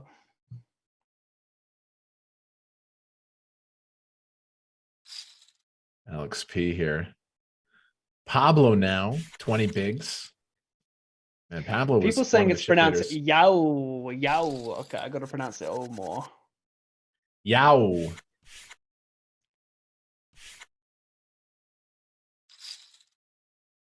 Oh, we are live on Twitch as well. Come on, Kev. Get your stuff together, mate. We've got 600 watching. Shout out to the Twitch world as well. Hey, I'm always dialed in on GGPoker.tv. YouTube Central. Hey, Twitch chat. Don't be talking bad about YouTube chat. You don't have YouTube chat talking bad about Twitch chat. Come on, guys. We can all exist together. All the platforms. We can all have platforms. It's okay. Just a little happy poker community, you know? Yes, Would you ever... Yao is Naza114. Yes, thank you, Twitch chat. That is one of the very few usernames I know on this final table. I'm very bad with player names in general. I know a few guys, but I know a lot. I don't know a lot of top tier regs or well known by a lot of players. When I stop streaming, when I stop playing poker, I switch off entirely. I don't watch any poker content. I'm just out of there. So I'm real bad when it comes to player names, and this is a big one. A lot of aces are dead. Yeah, I was about to mention that. TTP Poker with, oh my goodness, the Ace of Hearts, but this is sick. Redraw. Bro. Hearts. All the short stacks seeming to survive here. Hearts are a 10. No. I believe the Ace of Hearts was the only ace live. Pav, you can just see the love between Pav and his cat. It's so pure. You should see all the fighting we do. Far up.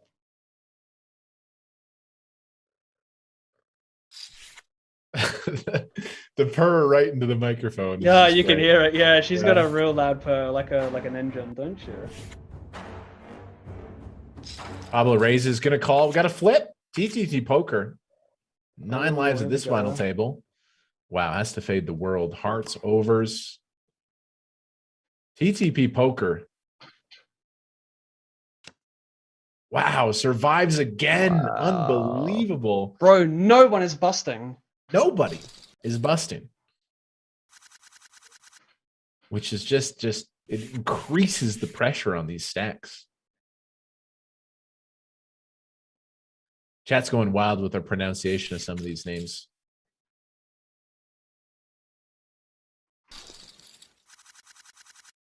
I'm going to go with Vieira. Yes, I'm going to say Vieira. Wow. Now TTP Poker finds another pure spot here. I see a dead king, but I don't see a dead jack. And if we're following the theme of the short stack surviving, that is the theme.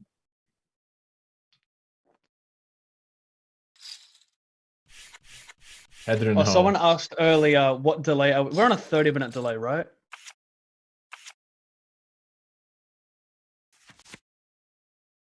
Hunting the jack. No additional outs. Nope.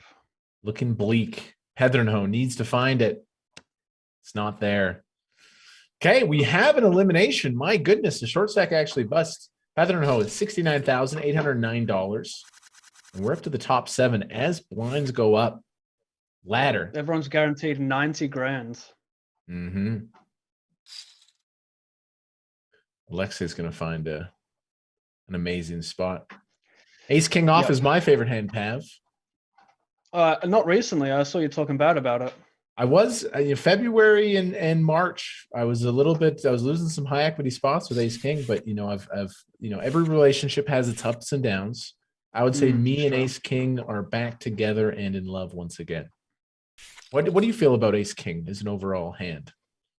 Beautiful, I love it. Right? It's gorgeous.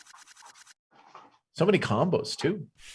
Tournament poker. I can understand the cash game regs not being in love with it as much, but when you're a tournament player, you're playing 20 to 40 bigs average. It's like massively underrated. Nice shove. What's the most overrated poker hand, Pav? What hand gets too much love? Probably King Jack. I think people might over 3-bet King Jack. If I just pick a random one top of my head. I'd say. I tell you what, a hand that gets too much hate is Jacks. You guys are a bit weird for not liking Jacks. Jacks and Ace King are underrated. Jacks and Ace King are underrated. And I would say suited connectors are overrated by far. Like 7-8 suited is overrated in general, I would say. Well, it depends how deep you are. People might open too many suited connectors off like 30 big blinds, 25 big blinds. Yeah, I like the check back here from Lena. I like this a lot. Deep in tournaments, people still like to play them, and they're massively overrated. I wouldn't mind a small bet here on the turn. I can understand checking down ace high, but Yao should very rarely play turn check raise because Lena plays such a heavy flop check to begin with. I think Yao would just expect in general Lena to check back a lot of ace highs. Chop it up, wheel. Yeah, I wonder what else Lena is meant to check there on that flop, apart from ace highs. Like, he probably checks a bit of kings, queens, even jacks, because it's just a really unappealing board to bloat the pot versus a big stack. I guess shove is good. Yeah, no, I think shove is a little bit better. I think it's either a limp or a shove. I don't think you ever want a non-all-in jack 9, jack 8, jack 10. They just flop too well. You kind of waste it by raise folding. But I think shove is more preferred because you have short stacks as ICM, blah, blah, blah. So it's just going to play too well as a shove. Shove again? It sounds like it feels like a really good shove. Gotta slam the 10-9 of clubs here, right? There it is. Yeah, I think if we have like 4-5 suited, we might fold because we're shoving into the shorter stack in the big blind. I think we want to have some kind of some decent connectivity, some high cards. So I think I might fold like 3-4, 4-5 suited, but shove 5-6, 6-7, 7-9 suited. TTP poker. I have a weird feeling like TTP poker is going to be heads up at the end of this. After all this, just going to. Oh wow! Interesting spot shove versus Lena. Yeah, my goodness. Interesting. I would just call the ace 10. Really interesting. That's it. Dead. Wow. So my guess for why Lena may have shoved there. By the way, your feeling of him making a heads up just got a little bit stronger, mate. My feeling for why he might have shoved there is Lena could be watching this on delay as well, right? Because are we on a 30-minute delay or what is it? 45, 50 minutes to start. Oh, okay. Because Lena may have seen, he could have seen all the shoves from ace to softsuit. He's ace, like he's had some wide shoves pre-flop. Yeah. But the problem is, like, I think versus a polar range of 15 big blinds in the hijack, Lena wants to defend ace 10. I think shoving never makes him fold worse. And when you shove, you make him fold those loose opens like ace 5, ace 6, ace 7, ace 8, ace 9 offsuit. So I think that hand plays really good as a call instead of a shove. Like, sure, he will raise fold king, jack, king, queen, but I think ace 10 is just a much better call there. Hey, he's a lot better than me. I could be wrong. Gets to collect a little bit here. Man, this is a sweat. Pablo's been a little stacks are getting shallow. Dude, if Pablo or Alexi doubles, like, they're going to be a comfortable second, and it gets really real. If they double through Yao, especially. Going to see a lot of shoves here. Gordon, all in, king, queen, pretty clear. Ace 5, too light to call, I think. Going to take it down. Very interesting chip distribution right now. We got Vieira. Chat's just raging about our pronunciation. I'm going to go with Vieira. Chat's looking for a reason to complain. Chat is always looking for a reason to give us a little bit of grief, you know? No, we love the YouTube chat. Guys, thank you for chilling. Again, a lot of people here. Go hit the thumbs up button. Pav has declared he wants to set a thumbs up record. This is my 9th show hosting the Super Millions. I think the record is possible.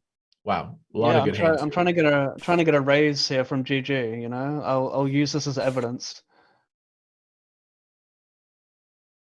Well, I guess we're just going to see a chop here, aren't we? Wait, let's look at the suits here. Suits? Wow, there's no diamonds there that I can see right now. So if they get this in, we could see spades and diamonds are all very live. Yeah. Yeah. Alex P definitely has the better ace king combo here for sure. Yep. Who do you think is playing the best so far in this final table, Kev? The best player so far. I mean, it's hard to say. Vieira is. I mean, Alex P has just been super clean. Alex P, Vieira, and Lena are all the best 3 so far. Yeah. That being said, Alex P hasn't had many tough spots, has he? It's all been pretty standard. Like, he started short, doubled up a few times. He had the ace king rejam, which was all pretty standard. I think Yao is playing the best so far. Like, he had that impressive bluff with the ace king, even a little bit unorthodox. Alexi is playing well. Alex is playing well. Pablo is playing well. There's not really, I mean, they're all playing very well. It's quite interesting to think about your 4-bet bluffs here. I think shoving like ace 5 suited is totally viable. Sweat very incoming. Wide 3-bet. Sweat Diamonds. Incoming. Oh, heart. No way. Heart. Yeah. Chop. Chop it up. Who is Lena? Lena is Nicholas at the bottom of the screen. All-time poker crusher. Ace kings, chop it up. No blood. And we are 6-handed. Sorry, excuse me, 7-handed. After one more elimination, top 6 will be the 6-figure club. You can see our prize pool at the bottom right of the screen. Pablo could raise fold here. Oh, finds the fold though, what they say. Okay. Would have been a good spot for Alexi to steal that. Easy. These are great spots for me. Mm-hmm.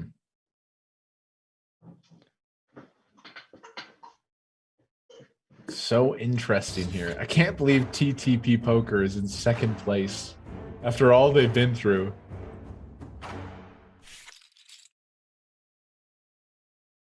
Wordle rocking the Pudgy Penguin NFT, I believe.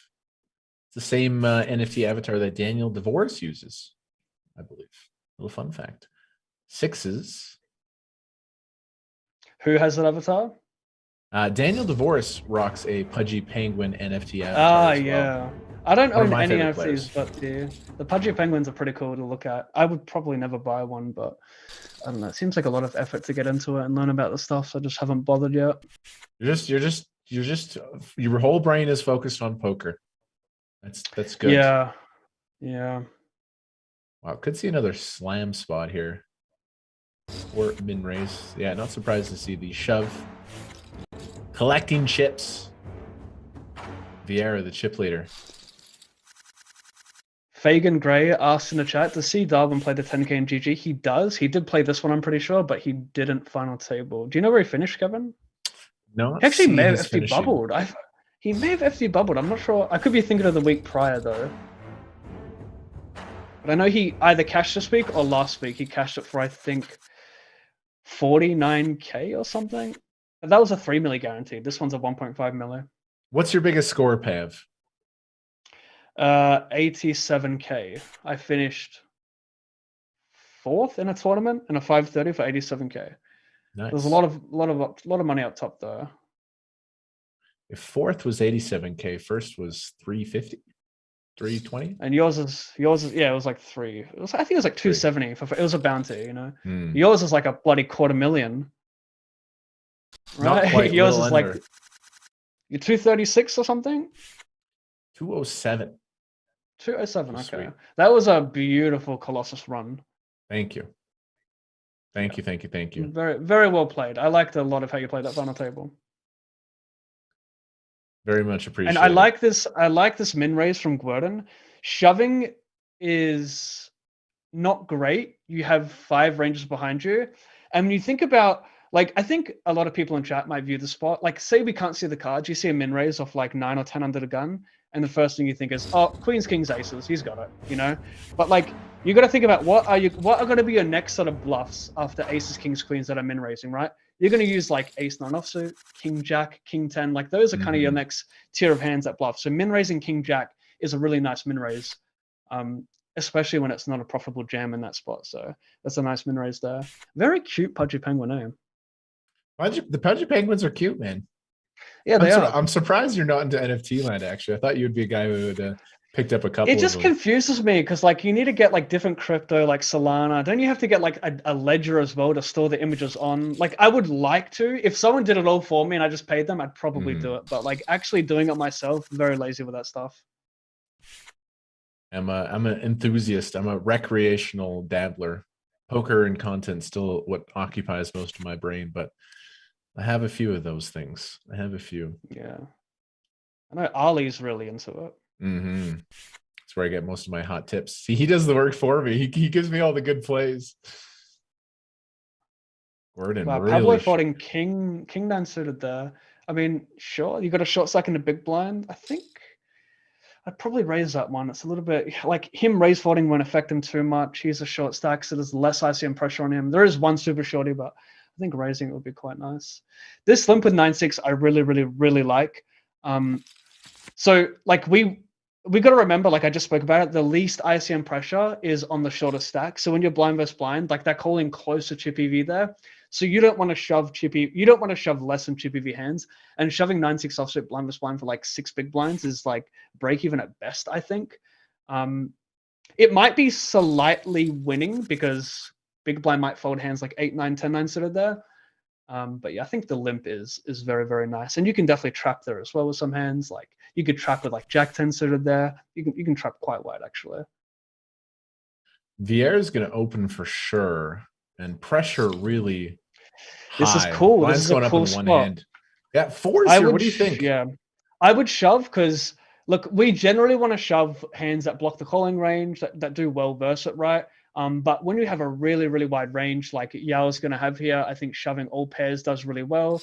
I'm saving all these hands because I think like my question here, I think it's going to be a really good way to remember it in the future is how wide do we need to see of an opening range here to shove all of our pocket pairs, right? Like does shoving 4s there significantly decrease in EV if his opening range is 30% versus 60%? How much does it decrease? Like that's what I want to know. Wow, big raise fold for Pablo here. And the thing is, Alexei probably won't play any call here. I think if you're flatting here, you flat with like 2% of your range. I've actually run a very similar spot recently here, and there's like 2 or 3% maximum flatting, and that comes from like aces, kings, a little bit of each. But like the problem with flatting here is you want a 3-bet to stack his 9s, 10s, jacks, queens, and you don't play much of a flatting range to begin with in general. So yeah, I think people do tend to just like call too much with aces and kings here and not 3-bet it. When in actuality, I think 3-betting is the better play. But you know, in the spot, I'm not surprised if you play a bit of flats with kings as well. because you now get to stack a lot of Jack X here. But like if you're Pablo, you've min-raised Queen Jack here, you're probably playing flop check. You have such a tight flooding range. He might have King Jack suited, Ace Jack suited, King Queen has great equity versus you. Yeah, bit of a funny one. I don't get this C-bet. I don't get the C-bet here. This is such a tight flooding range. King Queen shoves over you sometimes, which you bet for the best hand. Yeah, I don't get that C-bet. It's such a tight flooding range. I think he should probably range check that board versus that flooding range. Pain to see Pablo give chips to Alexei. Yeah, great for me. Hey, the flat works out. You know, like if we just like talk like magically here. Oh, hang on, let's split this big Shove one. Call, big one. King 10 behind. Oh, huge flop for Pablo. Great for you, mate. Just 3 outs. The Barry Greenstein. Is it there? It is not. Pablo with a big chip up there. GG Gordon. Short stack bust. They get 90,000. What a great run. And we are officially in the 6-figure club. 117K guaranteed. Wow.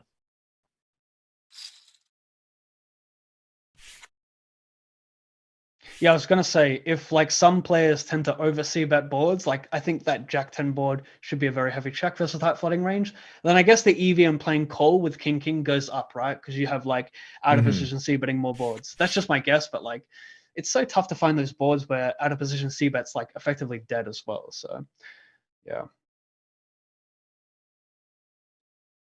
Queen 10 offset here. Yeah, don't mind the fold, don't mind the defend as well. I think it's both fine.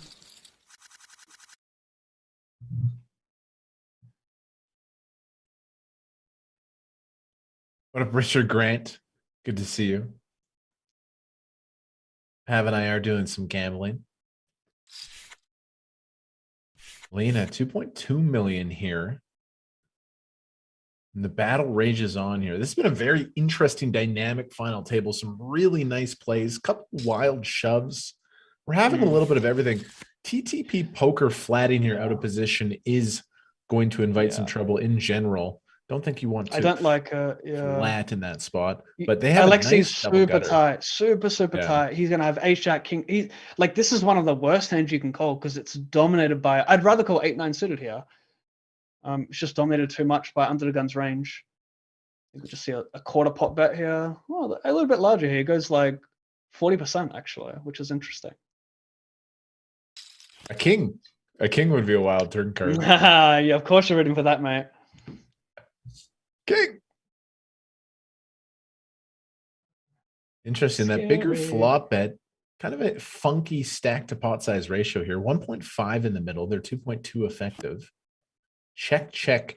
Wow, does TTP this is the poker best bluff? Yeah, this is the best thing that could happen. What a crisp check by Alexei. I don't get the turn check. I really don't get it. Like he's gonna have Ace Jack, Ace Queen. I don't know why we're not going for stacks here. To let Queen Jack bluff. To let the Queen Jack bluff. Well, yeah, if he thinks Queen Jack's in his range, then I like it. But in general, I don't think we should expect that to be in his range. He's never going to raise, doesn't accomplish much. But I think overall he misses EV by checking the turn, would be my guess. Because he's going to have too much Ace Jack, Ace Queen, Ace 9 suited maybe.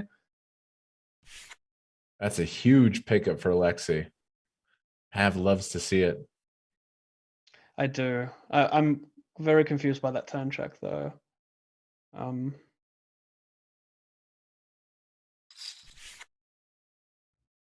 But if his read is that TTP is flooding like those hands, and I love it, right? If that's his read, he's flooding too wide. But even if that means he's flooding too wide, then he's probably going to have too many suited aces there than he should, you know? So it's almost like better to keep betting. This is an interesting, this is an interesting shove as well. I was just thinking that, it's a nice shove spot. There's a lot of ICM pressure on Alex P. Yeah, that seems like a low EV shove, but definitely profitable, would be my guess. But what I do like about it is it unblocks his raise folds, like his 10-9 suited, his Jack 10-0. So like 8-9 and 7-8 are probably better shoves than like 10-9, Jack 10 there.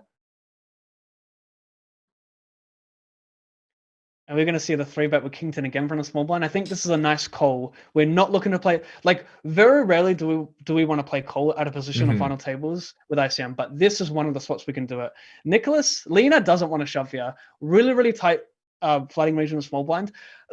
I think this might be a shove, but like, Alexi is going to call with ace 10, ace jack, ace queen as well. This is spicy. Yeah. I wonder how Yao plays his flop strategy here, because it's a really tight flooding range in a small blind. So obviously he sees a lot of his jack X, but like, where do his bluffs come from here? You know, like he probably, I'm not too sure. Like maybe he likes betting 7-8 to unblock some like ace 10 from cold folding. I'm not too sure. You probably prefer to have 10-9. That's an interesting, excuse me, that's an interesting turn card. Like Do you what you know- noted, Pav, is Alexi's small blind flatting range is just like super, super strong pre-flop. Yep. And so like, I think for that reason we can fold turn. Like, do you find betting this turn easy as a bluff as Yao? What would you bluff here, Kevin? You can't even think of a hand. You bluff 10-8 queen suited, 10 maybe? 10-8 suited. We have 10-8 suited, Sure. 10-7 suited, that stuff. But do you ever like pulling the trigger versus seconded chips with ICM versus a really tight flooding range? Like people, in my opinion, give up way too much here. So like, I think it's so easy to just overfold the small blind here, which makes, I guess, bluffing a lot more appealing. Yeah, I mean, you can't fold king 10, but it's such a shit spot. You definitely can't fold king 10. You'd probably prefer to call king 10 over like king queen here as well. Yeah, absolutely, with that additional straight draw. Yeah. Flop bet, turn bet. We're going to seek some value here with ace jack. Small, right? Yeah. 1.2 million. I don't like going small in position on the river. I think he needs to maintain like a polar betting strategy here because he's repping a jack plus. So I think betting something like 2 million plus is actually a little bit better. I'm not too sure about final table betting when it comes to ICM because obviously like stacks technically play deeper since chips, like preserving your stack is worth so much more, every bet is worth a little bit more than a normal chip EV bet. So maybe like 1.5 million plays the same as like 2.1 million in terms of like a chip EV spot. I would aim for like 2 million here. Checks it back. Checks it back. Cautious. I mean, this is just, we were just talking about it, right? Yeah. People under bluffing the turn and people probably under hero calling the river. So that right there is a clear example of Yao recognizing that Alexi is so tight in the small blind there. So like, does he call enough worse hands? He probably views that spot like most people view that spot. People are going to overfold a king. So where does the EV and betting a jack come from? Not much. You may as well make your value come from boats and straights and check your trips if you think people overfold a king. If this guy is like really good and he's not going to fold king 10 enough, then go ahead. Find the value. That was such an interesting hand. That was such a wild hand. That was look, so fascinating. I would bet a lot of money that everyone plays that spot wrong. People under C bet and under value bet. You know, like I think everyone plays that spot wrong. But that being said, we're not looking to play versus computers. We're playing versus a human brain, and the human brain makes a lot of mistakes. So we're always adapting to how does the regular human brain play versus bet. And I think in general, checking there is not that bad. I think even checking the turn sometimes is not that bad. On a blind spot with Lena, Alex P. Ooh, we're set up for like a sizzling run here to the end. This is going to be explosive down the stretch. So I like the check from Lena here. He has his worst second pair. Hands like 6, 7, 5, 6 have like very little equity versus him. I think he can bet his best ace X, and you just check all the other middling 8x, bet a lot of his king X. He can definitely bet this turn. This is essentially a brick. He's betting to get value from queen jack, queen 10, jack 10, heart draws. So this is a brick on the turn here. Really nice card to bet. Currently, the 10 does play. A lot of chops on this river, though. Oh, wow. That's one of them. Yep. Both players are going to be pretty excited about that river card. Yeah, I wonder how Lena plays it. He might play check to let Alex P bluff like 3 deuce suited, 5, 6 suited. I think check is best. Like the 8 in general is going to be better for Alex P. So I think I prefer check. And if you check, Alex P value bets an ace, probably. Maybe not. Maybe he wouldn't value bet an ace because they chop a bunch and he doesn't get value from any worse hands. So yeah, maybe not.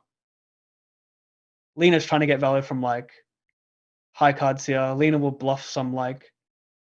It's interesting. Like Lena's gonna bluff a lot on the flop. He's gonna bluff. He's 5-6. He's 5-3. He bluffs a lot on the flop. So yeah, I'm quite surprised to see this line. I feel like check might be better for his range in general.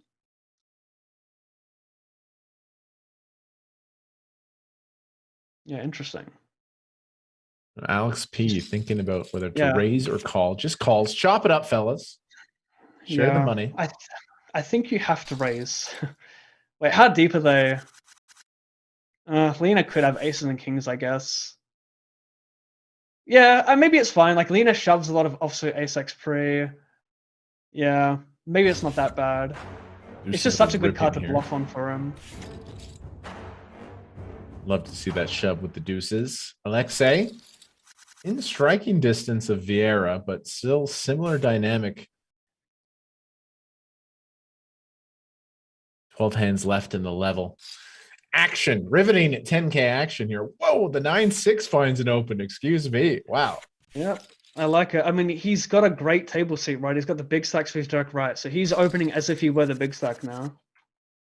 9-6. Whew.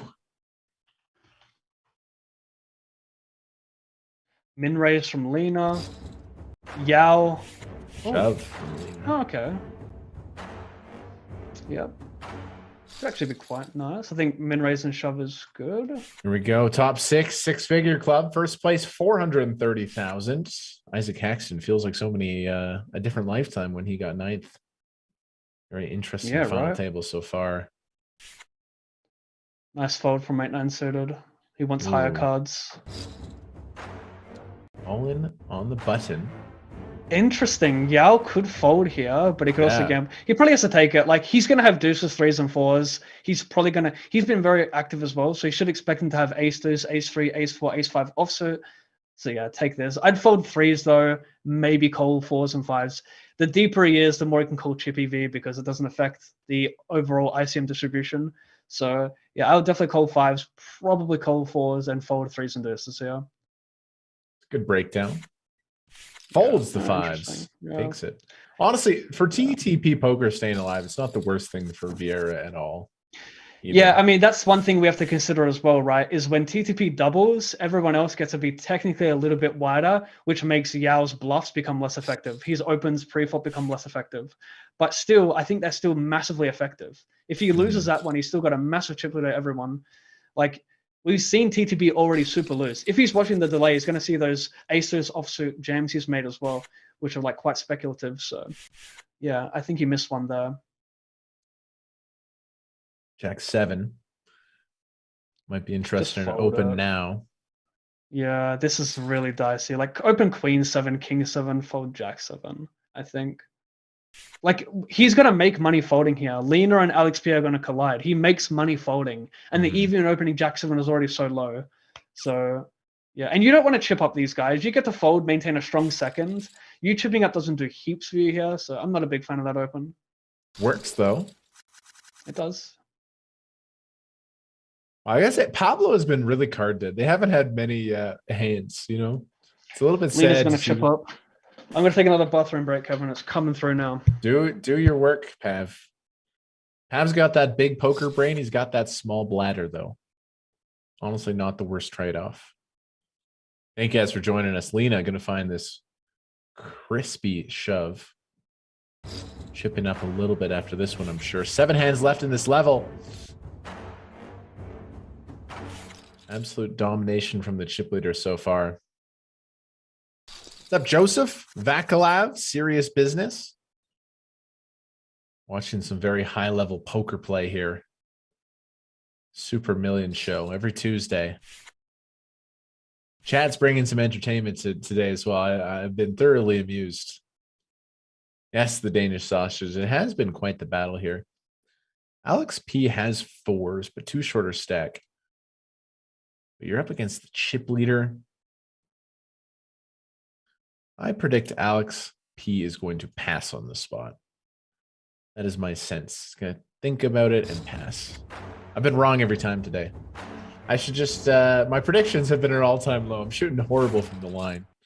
You know, like what was Shaq's free throw percentage? Like 51%. Definitely more than yours, Kevin. For sure, dude. I think I'm hanging around. I'm like high 20% today. Like I thought he was gonna pass on that shove. Just takes it. I'm like, oh my goodness.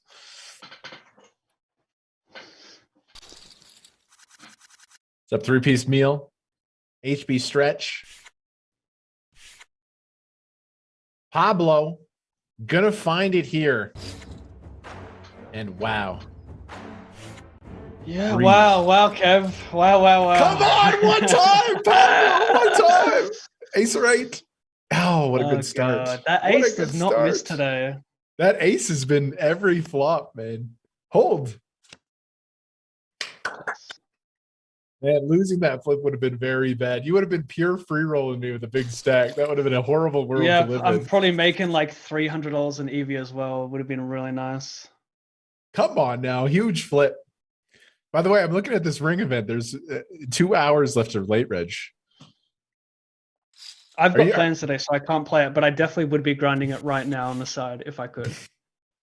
I feel like it's the host responsibility. Just one table, you can handle it, mate. It'd be fun to switch back and forth between the Super Millions and the ring event. Okay. You get a fun hand. Dude, that's a huge win. Huge win for Pablo. That's so massive. Let's go. Should small bet and check call here. Would be a really bizarre check back. Nice. Yeah, Nicholas is even the check call is like, I wouldn't be surprised if Lena folds here and just continues suited hands because you have a really tight range under the gun. King Queen's beating you, King 10's beating you, all these ace X's beating you. He's gonna fold 7s and 8s pre-flop, maybe. Like I think folding is not unreasonable there. That is a better card for Lena's range for sure. Yeah, but overall it's quite neutral because Lena will probably fold 10-9 offsuit pre-flop. He'll fold 9-6 suited pre-flop, I think. He might even fold ace-9 offsuit pre-flop, so it's very neutral.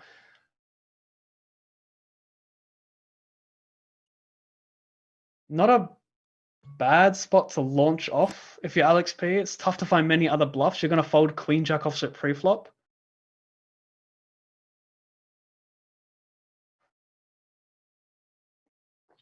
Yeah, very tough to find other bluffs there. I think I would like to see another turn bet there. Lena starts folding a lot of 10x versus under the gun. I think he missed one there. But it is tough to pull the trigger. Very, very tough. No, both have the same king high. Yeah. I mean, I guess, yeah, checking to shut on here is fine. Alex P is going to be very, very relieved to see this one. Imagine watching a stream as a player, later to find out commentators cheering against you. Oh, come on. These guys don't relax, care, mate. Relax. Yeah, I don't care. They're already rich. Come on. We're cheering at the side bet. Oh no, I won 120 grand. I'm so sad. Stop it. Yeah, these guys don't care. Just want to read these bad jokes, get them out the way. Poker is a lot like sex. Everyone thinks they're the best, but most don't have a clue what they are doing. Any more bad jokes, get them out the way early before we get like short-handed. Go on, guys. Nice and quick.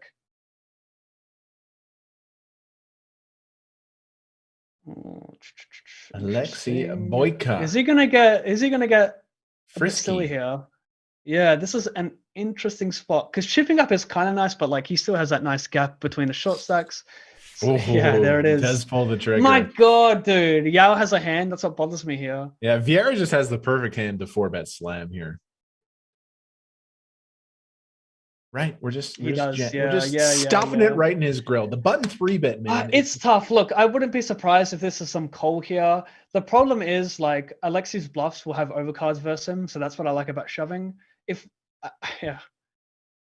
I'd almost prefer to call 10s and shove 8s, but I'm not sure if that makes total sense. Like just because with 8s we get to fight out some bluffs, with 10s we dominate some bluffs. There it is. Yeah.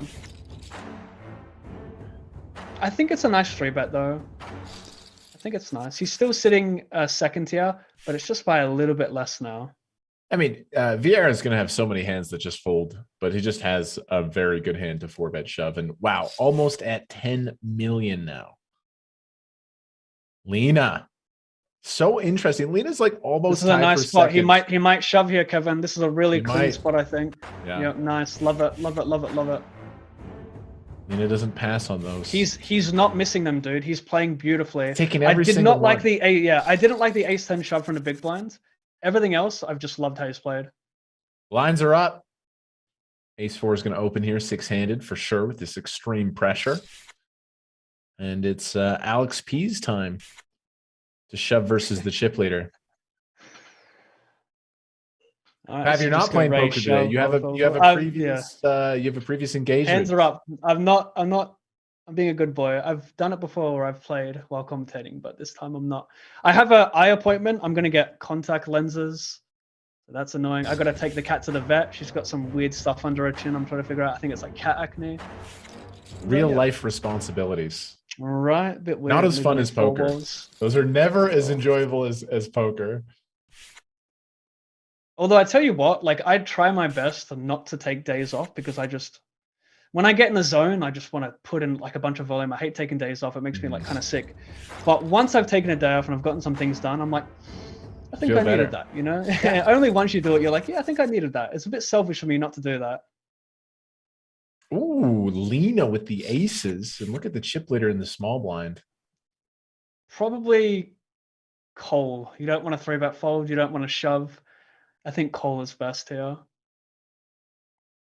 And it's quite funny because calling in general... Oh, he does put it in. Lena could be the chip leader. Wow.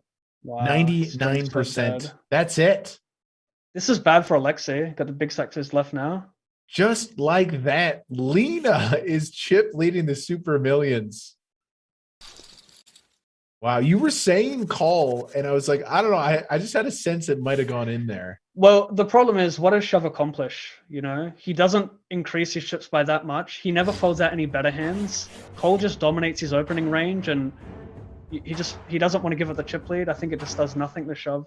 I think Yao has been a little bit overly aggressive. Like that ace king bluff earlier when he had the best hand was a bit odd to me. That shove didn't make much sense to me. So I think he's been a little bit too aggressive. King 10 suited gets King Jack to fold. Thank goodness for Pablo. But I know Yao has tweeted before. He hasn't liked what commentators have said about him in the past. I will say, Yao, you're an excellent player. I just disagree with that one hand. And this is fascinating if Alexei takes this one. Yeah, this is right because like we mentioned it before, versus a very wide range, sure. But is Yao's range going to change that much? You know, you got Lena on the small blind, not the big blind. Maybe he still opens like, maybe instead of opening 60%, he opens like 40% there, you know? Like, does that 20% decrease really affect Alexei's shoves? How much does it affect it? You know, still a lot of opens, so. Pablo with the Cowboys. Wow, Vieira's still really going for it. What about this open with Lena on the button? I don't like it with him on the button. Yeah, I really don't like it. But hey, all the ace rag opens are working. So go back. Usually going to work for him. Vieira has publicly said that he doesn't like what commentators say about him. I mean, you know, well, he made one tweet a long time ago, and it was more of a passive aggressive tweet, like, "Wow, I wish I was as good as his commentators," something like that. Yeah. And people are roasting him a little bit in the replies, but I understand, like, you know, as a streamer, like, you know, we get shit spoken about us all the time. Yes. I mean, obviously we're being respectful on the final table, but people are just straight out disrespectful. So I know how annoying it is. With the kings, by the way, there from Pablo, I think calling pre-flop was quite nice. Yao is opening so much, like defending just kings, letting him barrel. Wow, TTP poker just calls off the like 7 big blinds with 7-8, and bro, this is so crazy. Oh my god, this is good for our side bet, but holy ace crap. king or 10, ace king or 10, ace for justice. God, that ace is not missing, dude. Wow, that was crazy. TTP poker had 800K. Pablo shoves, he just flicked it in there as the short stack, still with about 6 blinds. That was bizarre. TTP was definitely the most emotional in that final table. He definitely gambled the most. Which you gotta respect. Wow, it seemed like a spot where he was like, I'm sick of getting pushed over, Cole. That kind of seemed like the logic there. Good game. This 117K there with the fold. I like it. have to defend the king queen. Jeez, this bet got a lot closer, Kevin. Everyone's quite close now in chips. All the chips here final. It looked like Vieira was going to run away with this thing, but all 5 of the stacks have kind of got smushed together here. I like a big bet from Lena here, like betting 50%. I can see him betting like 400k, 410. When he bets 410, he like maybe 1/3 does the same job because Alexei won't be defending much 7 and 5x, so maybe it's kind of good. I was suggesting we size up to 50%. We could make king queen of hearts fold. We could probably make ace 10 of hearts fold as well because like they're not keen to pill on a very wet board versus EP. So I think sizing up in general with this hand works quite a bit better because now you give Alexei a good price to call with king queen 1 diamond, although he did fold it, so maybe I'm wrong. I would have thought peeling there was very good for a small bet, but looks like I'm wrong. 5 Raise, left. Wow, shove. just such a quick exit there from TTP, who had been battling as a short stack. Chad saying that's a misclick. I don't think so. I think they just No wanted to chance gamble. it's a miss. Guys, you don't misclick when you one table like that. You just don't. Yeah. He was just ready to rumble. This shove is, I was going to say, it's like the worst ace, one of the worst ace X to shove. Like, you shove ace deuce, you got some shred equity. I guess you have more equity versus like 5s that might raise call though. Very interesting hand here. Vieira with a nice open and a straight draw. Bottom pair for Lena. All players guaranteed 152,000 now. Crazy action the last 20 minutes. Completely changes the dynamic. Check bet call. Yeah, seems good. Mm-hmm. Yao probably just checks back the turn. I mean, he could just try and rep it. Actually, I think he might bluff this one. It's your best hand to bluff here, right? If you want to try fold out a 6, try fold out a queen by the river. But, you know, he might be getting like some imposter syndrome going on here. He was chip leader. He's chipping down. Lena just doubled up for him last time. He might just have maybe there's a bit of confidence issues. Like, do I really want to punt this off here? What's the EV in 3-barreling this one when I can just check back and remain second in chips? Like, how much is it really worth? Which can be said, something can be said for overfolding turn here if people aren't going to follow through enough in these spots, sitting second, right? But like, what else do you bluff here? It's like the best hand to bluff, you know? So it's just tough. People just want to give up. Wow, it does give up. Let's Lena win with a 6. Even bet check betting is not that bad because you can bet check a queen very easily. Lena still has a 6 in his range. Wow, you can, you know, we're watching online poker. Vieira with the chip lead misses an opportunity there, you know. Vieira is a better poker player than myself, but you just got to feel like it slipped a little bit here the last couple hands. Still fine though, 4.4 million. Right, anyone doubles and they're a big chip lead. I mean, yeah, Lena's already the chip leader, obviously, but if anyone doubles for Lena, it's big. Yeah, I guess min raise here. He can't fold this one. He's going to take it down. Min raise win. He'll probably fold ace deuce for ace 7 offsuit. Pav, when are you going to make the Super Millions final table? This year for sure. I'll play it a few times this year, at least.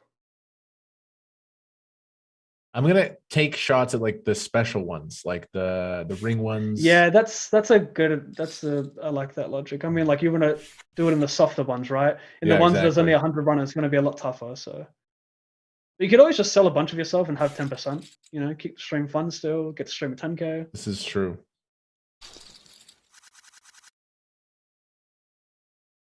Ooh. Chip lead, picking up ace. Alexei's definitely going to defend, so this could get rough. Yep. Defending queen, 22 bigs effective. Okay. Small bet fold. Very similar board as before. So I guess Lena's going to go 260 something. Right. YouTube chat's just too funny. I appreciate y'all.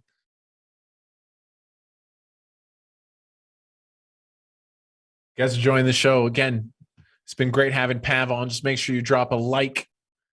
Pav, we're up to 300. That's a good job. This is like a viewer record, I think, actually.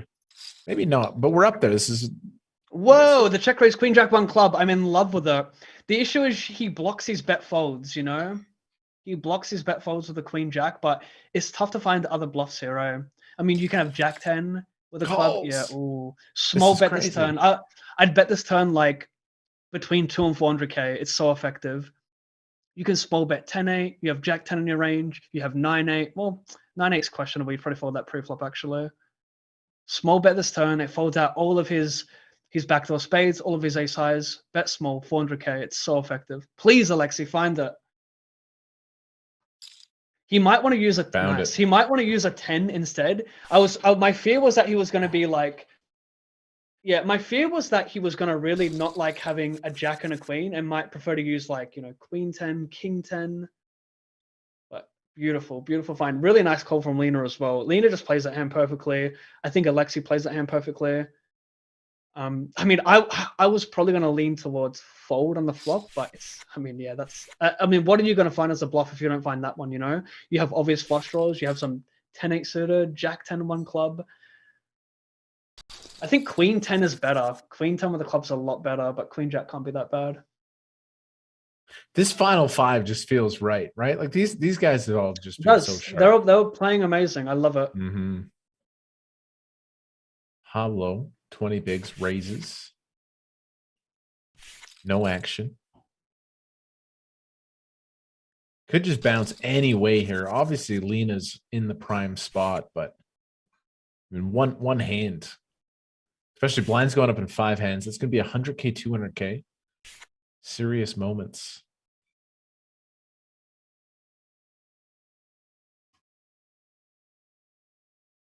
Do you think the 200k bet on the turn, should he bet 10% on the turn? I don't mind it. The smaller you bet, the more, like, the thing is, we got to think about what we're trying to fold. If you're trying to fold out ace king, then yeah, 10% actually works quite well. Yeah, it works quite well. But like, you can fold out ace jack of spades by sizing up a little bit there as well. If you bet 10%, ace jack won't fold. So yeah, maybe like 400k is like the best size there. But 10% is probably not too bad there at all. All in incoming. Pretty sure. I've been wrong in some calls today. I pretty think sure this one's all in. All in. I think it wouldn't be that bad to non-all in this one as well. But 10s for 25, like, just can't go wrong. My percentage. Like, you could have Lena shove some small suited aces there. Lena could rip ace 5. Like, Yale's been super aggressive as well, so. Shove from Alex this, right? would Alex be a great B. spot. Yep. Jack Lena 10 didn't suited. miss the Jack 10 suited. Will Alex miss the Jack 10 suited? Or are they both going to nail it? Oh. No. That's surprising. Yeah.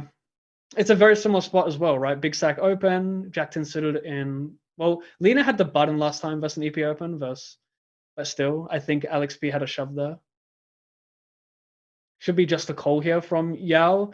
I think shoving doesn't accomplish much for you. Yeah. Look, I could be wrong because it's a big stack open, so it plays quite nice as a shove, but back to 5 million. Are we shoving deuces there? You know? Is the EV and 8s really that much different to deuces? Like, Lena's not going to raise call 7s. He's folding it, so like, are we shoving every pair there? It's fantastic action here, 5-handed. Limp check. Alexei, almost a hammer lock on this hand. When you watch Final Tables cards up, it's just a reminder like how harsh the equities are in No Limit Hold'em. Like, there's so many spots where somebody has almost 100% on the flop already. That's interesting. Both players share the same double gut shot now to the 6 to the deuce. Yeah, I don't like this turn check. Lena probably checks a 5 very, very frequently. Yeah, you just missing out on too much value. I think we're doing like a really heavy flop check to begin with for Alexi, so I like that part, but the turn check I'm not a huge fan of. I guess like him having a 4 blocks some continues, so maybe he prefers to check for that reason and bet like ace 8 plus, but I think he's missing out on too much value. Like, Lena's going to have a 3 pretty frequently. He's going to have a turn flush draw, a 7 he could even have sometimes. I think this bet is good. He can double delay a hand like 10-9 offsuit there.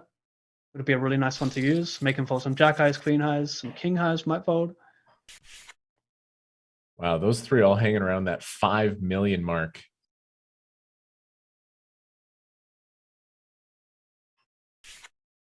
And if you guys are just joining us, Pav and I have a high stakes side bet going on. We each have a horse. I have Pablo Silva. He is Alexei. If either wins, the other person owes $1,000 US. So pretty high stakes. Not as high stakes as these guys are playing for right now. Look at that. 430K up top. You have a momentary little glitch in the audio. I think Lena's going to fold, yeah. Yeah, he's got his worst hand, one of his worst hands. He's got the shortest stack blind versus blind. There's less antes. Limping isn't great. Raising isn't great. Queen 4. We're going to V-pip this one, right? Min raise. Pablo Silva releases. So wild here. One day you can just dream about being 5-handed Super Millions final table. What a great spot that would be.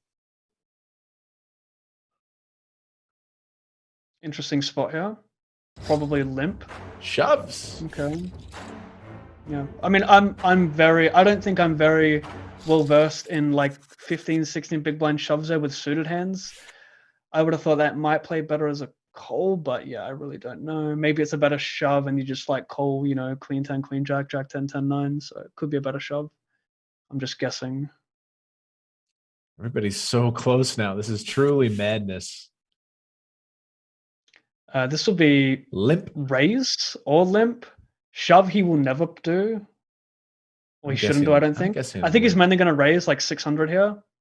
And then Alex's going to shove and he's going to lose. God damn, my side bet's dead. Yeah, it's going to go raise shove a lot here. Ace 4 is such a nice rejam hand. Damn. This is bad. This is real bad for me. Any 4s dead? You're just stone confident it's going to go shove call. You're just sure. Yeah, I am.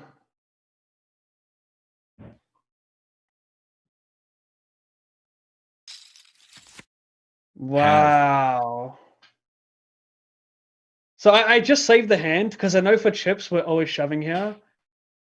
And Yao's going to play very polar here, so I don't know why we're not just shoving all of our offsuit ace-x. Hey, if we just got it in, we could have just doubled, sucked out, would have been happy days, but very surprised to see this. Very surprised. Maybe with ICM, it prefers to play a call. You have a chip lead over 2 other players. The problem is a chip lead is so small over Pablo. It is big over Alex P, though. But damn, very interesting. Very, very interesting. I saved it. I'm not sure, Kevin. I think shove is the play, but hey, I could be very, very wrong here. Yeah, you were so confident. I was like, I was. I mean, you think about, even if shove isn't the correct play, we can all agree that Yao has been the most aggressive in this final table, being so aggressive. So like, even with that meta alone, I'm just shocked he didn't shove the ace-4. I mean, in hindsight, it would have been amazing with that 4 of spades on the flop. Lexi could take the chip lead here in this pot very easily. Yeah, Nick, my camera has been having some issues today, but we're back. This is interesting. You almost feel compelled to defend the ace-9 here on this turn. Yeah, it's 6-7 offsuit might just fold pre-flop for the big blind. You know, it's not a super, because like you don't want to defend 6-7 offsuit because Yao's bluffs will come from like some king 7, queen 7, jack 7 type stuff. So your 6-7 is really dead versus that part of his range. So I think for that reason, there's even less bluffs for Alexei. 6-7 suited, some checked back spade draws on a flop that bet the turn. Like in general, I would say that spot is underbluffed, and I wouldn't even be upset over him just check folding ace high there. It's just very, very underbluffed. Like, yeah, that's just my take on it. But maybe with no spade, he felt compelled to call. Battle of the ace highs here. By the way, Pav, this week, GGPoker, very exciting mystery bounty tournament online. You gonna play that, obviously? Obviously, mate. Yeah, they're running phases right now. The first ever, I believe, mystery bounty online. Mystery bounties start day 2. What the hell is going on with my camera? Mate. Yeah. Well, I've never played a mystery bounty. Like, I never played a live mystery bounty, let alone an online mystery bounty, but it should be cool. Should be very cool. I'm very excited that that's part of the online format now. So how'd the action go here? Defend, check call, check check. Wait, Lena didn't float a7, did he here? This is like semi-questionable, honestly. Semi-questionable versus a very tight range. Unless you see a bit of big blind. I missed the action. Maybe chat can let us know. I was too busy fawning over the mystery bounty format. I think that's going to be a lot of fun. Yeah, you can only see the bounties on day 2, right? Or like they only appear on day 2, not on day 1. Yeah, no bounties day 1. Yeah. 10's raising, not going to get much action. Yeah, it's a $210 buy-in, guys. What's the guarantee on it, Kevin? 1 million. Oh, juicy. Very I mean, juicy. the thing is, you cannot miss a million guarantee unless it's like, you know, a 1K or a 10K. You just can't. You can't miss anything like under a 500. That's a milli guarantee. Like even if someone has like, if someone has a 5K bankroll, I would honestly fire the 210 milli. I would maybe sell half my action, but I would definitely fire it. It's just worth too much, you know. I think there are calculated shot takes for tournament players, and if you're like someone with a 5 or 6K bankroll, I think that 210 is you can't miss it. Okay, here we go. So we have a very rare spot where we see a flat, and we're going to usually see with ICM the flats coming from the suited portion of their ranges. So Lena plays the flat with a7 suited, which I like a lot. He probably bluffs a little bit of ace-2 through ace-5, flats like ace-6 through ace-10 suited, that is. We're going to see basically a range check here. So like when you have cutoff button plays, you're going to see a really heavy check from out of position because button's going to have a much tighter range. Button has already some slow plays with aces and kings as well. But we know that cutoff's going to have ace-7, ace-8, ace-9 offsuit. Button's not going to have all these offsuit hands. So when button lacks all these junky hands, the effectiveness in c betting for out of position, like, wow. Did he just check fold the flop? Check folds 5s. Small bet too. Crazy. That's your horse there. That's interesting. Obviously a beast, but that completely shocked me that he check folded 5s. I guess he views that spot as Lena not bluffing enough because it's queen low low. Yeah, nice bluff from Lena. When you think about Lena's bluffs, they're going to come from ace-x, right? To fold out better ace-x. So a7, ace-8, ace-6 suited. Interesting. Lena gets a nice little bluff through there, picks up the aces, and this is going to be Lena taking the chip lead again. Please don't punt this, okay? Pat was worried about the Jack-10 off there. Lena's up to 7 million, creating a little bit of separation. Well, we saw in a similar spot here, Pablo shoved king-6 suited for 16. This is 18 effective blind versus blind. I think we're going to see a limp very often here. Okay, Yal's on the more aggressive side. I disagree with that shove, and I disagree with the king-6 suited, but I could be wrong. I'll run it later. Ooh. Wow. Oh my god. Does Alexei There's a 10. A 10 is dead. A 10 is dead, Kevin. You got to consider shoving the ace-10 of hearts here at least. You have to. It's the only play. Pablo Silva. Go on, Pablo. Come on, man. This is huge. Oh, just flats. Just flats. Interesting. I think Pablo's going to find victory. This board is not very good for a small blind flat in range. I think his reason for the call is that he never gets better to fold. Pablo's going to raise call ace jack, ace queen, ace king. So he gets to dominate the under ace-x combos like ace-5 through ace-9 here. So that could be the reason. It actually might be better than shove. I would always shove here, but I can get behind this being a high EV play. Check, check. 5 doesn't change anything. Brings in a bunch of chops, of course, but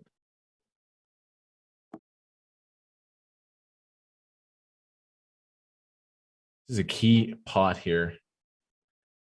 Interesting he checked back the flop. Yeah, I was a little surprised as well. I guess I don't mind it because he gets to dominate Alexei's. Like, I would almost prefer to see him check ace-king and bet ace-queen. Because if he bets ace-queen, king-queen suited can still pill one, I think.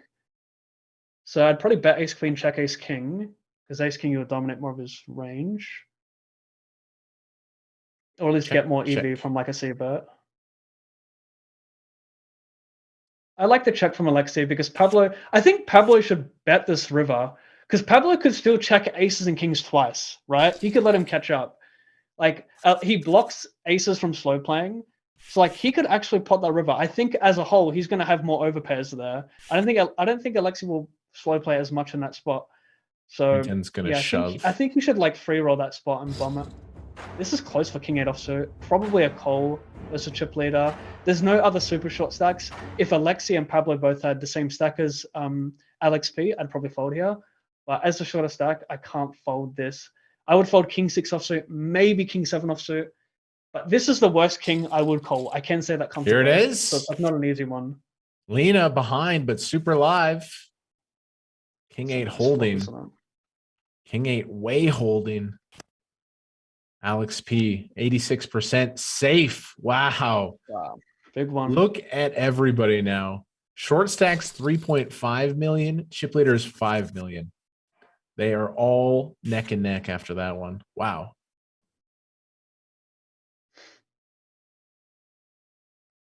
Alex P, man, came in as the short stack today. Was 9th of 9th to start the final table. Really impressive call, the ace 10 suited. Actually, the more I think about it, I think it's better than shove.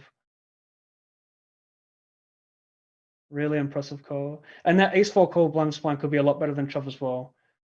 Although I disagree, but I'll look at it later. Very interesting.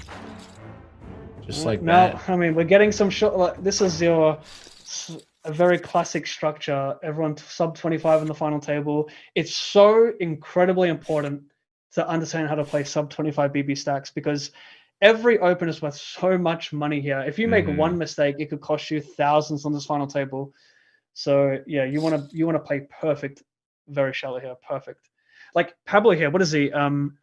17 blind versus blind. I like this. Like if he's 15 effective, shove could be better, but I like this non-all-limit king 7. Yao just has to always shove 5s here. Yao would, I mean, in theory, I think calling with 7s, 8s, 9s, like calling with pocket 7s plus is really, really good as Yao here because Pablo's range is going to be very, very polar, right? So you shove deuces through 5s and maybe 6s because Pablo's going to be bluffing with Jack 7, King 7, Queen 7. He's going to bluff with 2 overcards versus 5, so you shove 5s more. But if you've got 7s and 8s, you get to dominate more of his range. So calling is better at that stack. It's a nice shove with 5s. We can get to 500 likes on this video for sure. Of course we can. Come on, guys. 1,700 watching. We're going to get like 15 additional likes 10 minutes ago. Everyone, if you haven't yet, hit the like button. Twitch chat, head over to YouTube, hit the like button. Like, we're going to enjoy the chat more over here. Support it. We want to hit 500 minimum. Career. Give us a like. Come on now. Pav woke up free commentary here. Pav woke up at 6 a.m. and down under. Hit the like button. So this is cool. People. So we rarely bluff suited hands blind versus blind for 20, but the suited hands we do bluff, I wouldn't use 8-5 personally. I would use more like 5 deuce, 5-3, 10-3, 9 deuce. The middling suited hands offer more EV as limp calls. However, with ICM, we don't like the limp call, right? So maybe we start using more of these hands as raises as opposed to the ones I mentioned. So that's actually a really cool one.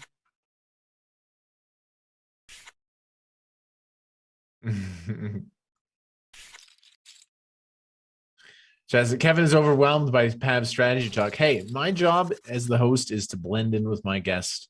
Last week, Greg goes all in. I had to carry the strategy portion. This week, Pav carries the strategy portion. I am a chameleon to mold and fit with the guest. That is my job. You fake it till you make it. It's a good strat. Pav's doing a great job carrying the strategy talk here. This is definitely one of the more fascinating setups deep in the final table. All these hands are just super interesting. What hands you open, which hands you reshove. Yeah, I think Alex P shouldn't have a shoving range here. I was just thinking, at what point is it good to have a jamming range? I don't think now is the point. I think at 15, sure. And he does it. He does it. I mean, I guess the point, right? We would shove, his thinking might be we shove ace 10 because it gets to fold out these small pocket pairs that would shove over us. So yeah, I guess shoving ace 10 and raise calling ace shack is better because when you you could raise call ace 10 suited there, you could get shoved by worse ace X. Interesting one to look at. I don't really agree with the ace 10 shove, but at the same time, if I was to pick a hand that shoves, ace 10 would, I might shove more like king 10, queen 10 suited and small pairs. And blind on blind. it's going to be draw. shove and call all day. This is real bad for Alexei. This is horrible news. Always shoving this horrible one. news. I'd bet my roll he shoves here. Wow. Shove snap. Oh man. This is really the pot of the tournament so far. Kevin, Tens. an ace has not stopped coming. Will it come again? It Wow. doesn't matter now because tens. Oh, the river was an ace too. Unbelievable that the river was an ace. Just a needle Alexei on the way out the door. Oh, Kev. Kev. Alexei, GG. What a showing. Just an absolute cooler there at the end. I mean, the final five, all the chips were so close. Could have gone any way. Alexei, we'll see him again for sure. Looks GG. like a nice guy. Looks like a great guy. Top 4. Almost 200K locked up. And when you're like now, sub 20, shoving all your offsuit ace-x is really good here. I am officially free rolling Pav right now. I'm officially free rolling Pav, which feels good. Do you want to buy out? I will let you buy out. I definitely don't. I have strong confidence in Lena. No, I believe Pablo will win this. Are you sure you don't want to buy out? It's going to give you a good deal on the I think Pablo wins this tournament like what? 1 in 5 times? Like as a short stack, right? 1 in 5, 1 in 6 times. So I'm probably losing like around 150-ish max in EV here. I would let you buy out for $175. I will gamble, so. Okay, I'll take it. Take it. I like it. Oh, wow. Bad timing. Ace Jack suited here. Yao probably folds here. I don't think he loves to shove versus tight range with there already being a short stack. But hey, we're getting so many interesting spots. Oh! Yeah, I don't think it's bad. It's just runs into it here. Lena about to have almost all the chips in play. Kings versus 4s. 2 outs. Wow. Yeah. Oh, that. No way, blue. It's blue. Oh, shit. Wow. That looks like the 4 of diamonds. My Bro, goodness. and the 5 of clubs was already out there. That was like a coin flip. That was sick. All right, GG Viator, unbelievable crusher, 197,000. Man, chat, you're too smart. Chat said if chat could have picked a horse, they would have picked Lena, even though Lena didn't have a lot of chips. And look at where we are now. I mean, he doubled with his good hands. It's a good strat. Yeah, he got all in pre with aces and kings. Yeah. And I'm held. drawing dead on the turn pretty much. So I think Alex P is going to be chilling with Pablo being so short. It's really on Pablo to find something and find a double here. He'll just fold 10-9 here, I think. He took a wider shove earlier. Yeah, he did. He did. I think he'd shove Jack 10 off it there. This is going to be a raise all the time. He's going to make this like 3.5x. Oh, interesting. I thought he has a heavy raise of this one. Yeah. Here we are, 3-handed.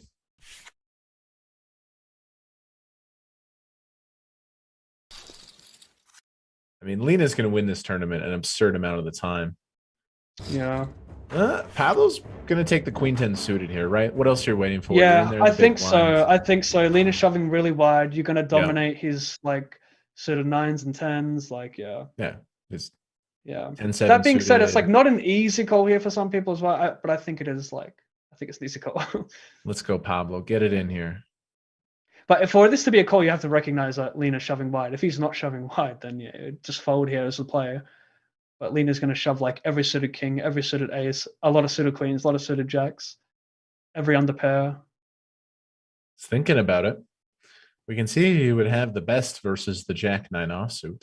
And wouldn't this be big for you, Kev? Him doubling. Wouldn't that be big, mate? It would be big. It would be big. Queen 10 calls. Pablo. Ahead 72%. Great start. Queen 8. Big river card here. Safe for Pablo. Fades Pablo doubles. Interesting for the ICM setup now as well. Short, big. Pav, you should have bought out, Pav. You're gonna get punished. You're gonna get punished so hard. I will pay you with a smile. I'm already running good versus your lifetime. Like when we did those flips a long time ago, I'm still running good, so I owe you. Pav, do you remember the one day we were in Vegas and Pav and I played high stakes water basketball versus each other? $100 a shot. We ended up playing for over 6.5 hours in the pool. It was so stupid. I had a good reason for quitting though. It was getting dark and I didn't have my glasses. Your reason for he still teased me to this day, but it's a good reason. So we were playing just shooting the basketball, $100 a shot, water basketball. We're almost 7 hours in. I was stuck $1,000. I fought back and I evened it up. Dude, you were stuck 1,400, I think. Yeah, I was stuck heaps, but it was 1,400. It was crazy. Yeah. Because Pav shoots the basketball, his elbow's like this. He shoots it. He like, shoot it like this. Pav pushes the basketball and he was kicking my ass. I was like, this guy shoots the basketball like he's a chicken. His arm was flared like this. I was like, there's no way he can beat me. That's fun times. This is an interesting bet from Lena on a turn with the 3. I guess he thinks he's getting called by like I don't understand the turn bet. Because there's still a 6 in his range, there's still an 8 in Pablo's range. He shoves a lot of ace-x pre. You're targeting king highs. I'm not too sure at the turn bet. Pablo moves into second now. 3-handed action. What does Alex P do here? This is the bottom you defend with. You would fold Jack 7. I'd probably fold Jack 8 offsuit here. It couldn't be a tight-ish range. It's not doing amazing. I defend Jack 9 offsuit. See, Jack 8 would be in bad shape here. Ante also really small now. You can see 90K in the middle.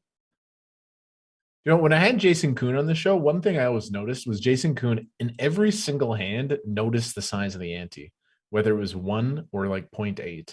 He's like, it always matters. Like, wow. It probably does. You can probably defend like 3, 4, or 5% wider with a larger ante. I don't know. I don't look at that stuff personally, but I'm sure it adds up.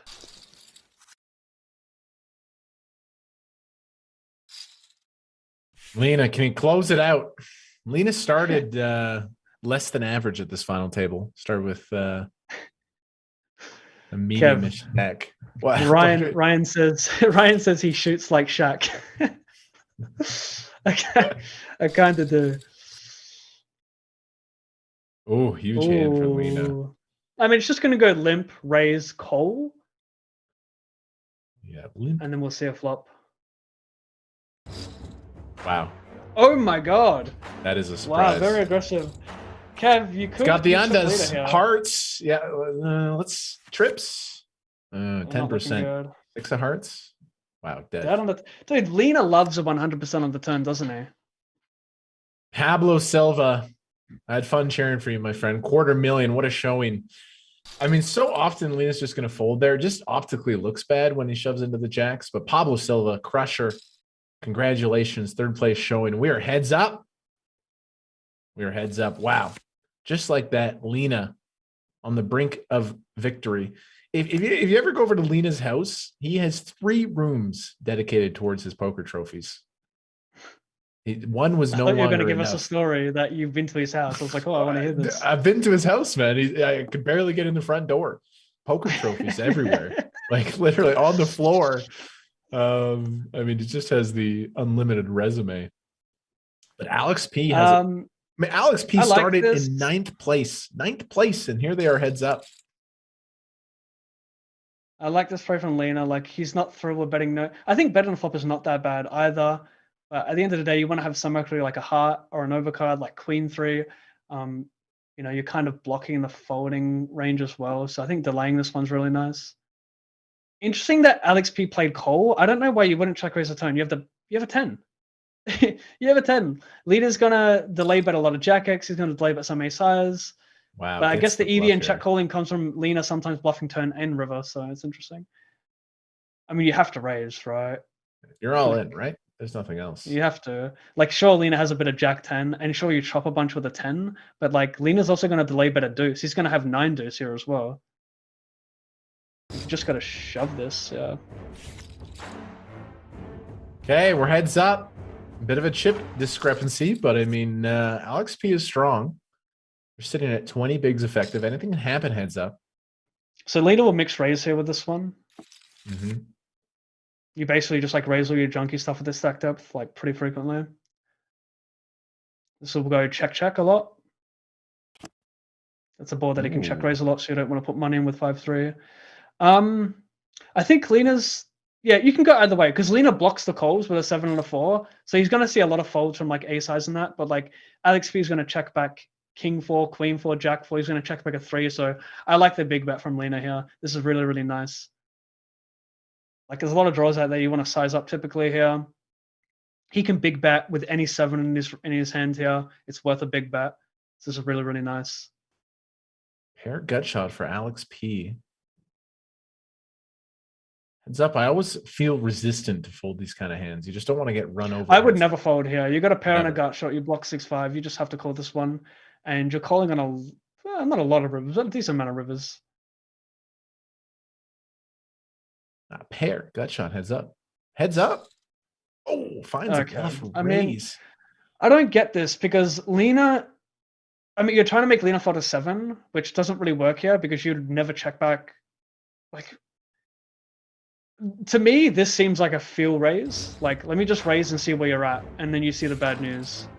Yeah, I don't like it. Because Lena could still shove there with 5 deuce of diamonds, 8 9 of diamonds, 8 9 of clubs, jack of... He has so many natural combos also shove. So you actually end up folding the best hand sometimes there. Man, Lena's found the aces a couple times. I think this is the 3rd aces, and they also had kings earlier. Well, Lena's played his good hands. This is it, dude. Right. I mean, this is it. Yeah.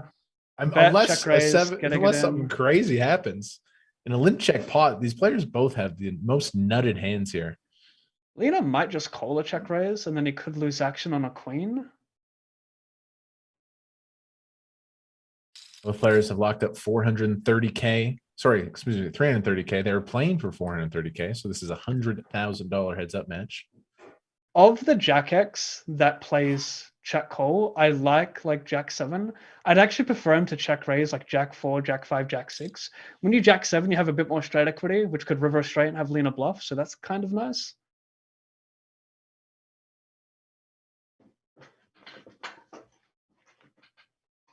So sick. Just check call. Raise would not really make much sense. You would never get better to call. You'd run into the nuts sometimes. You'd fold out his air.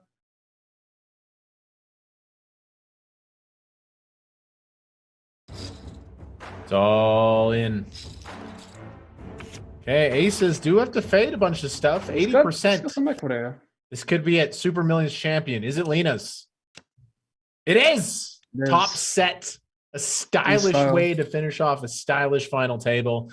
Lena, too strong. 430,000 in absolute class plays. Alex started as the short stack. They get second. Unbelievable showing here at this final table.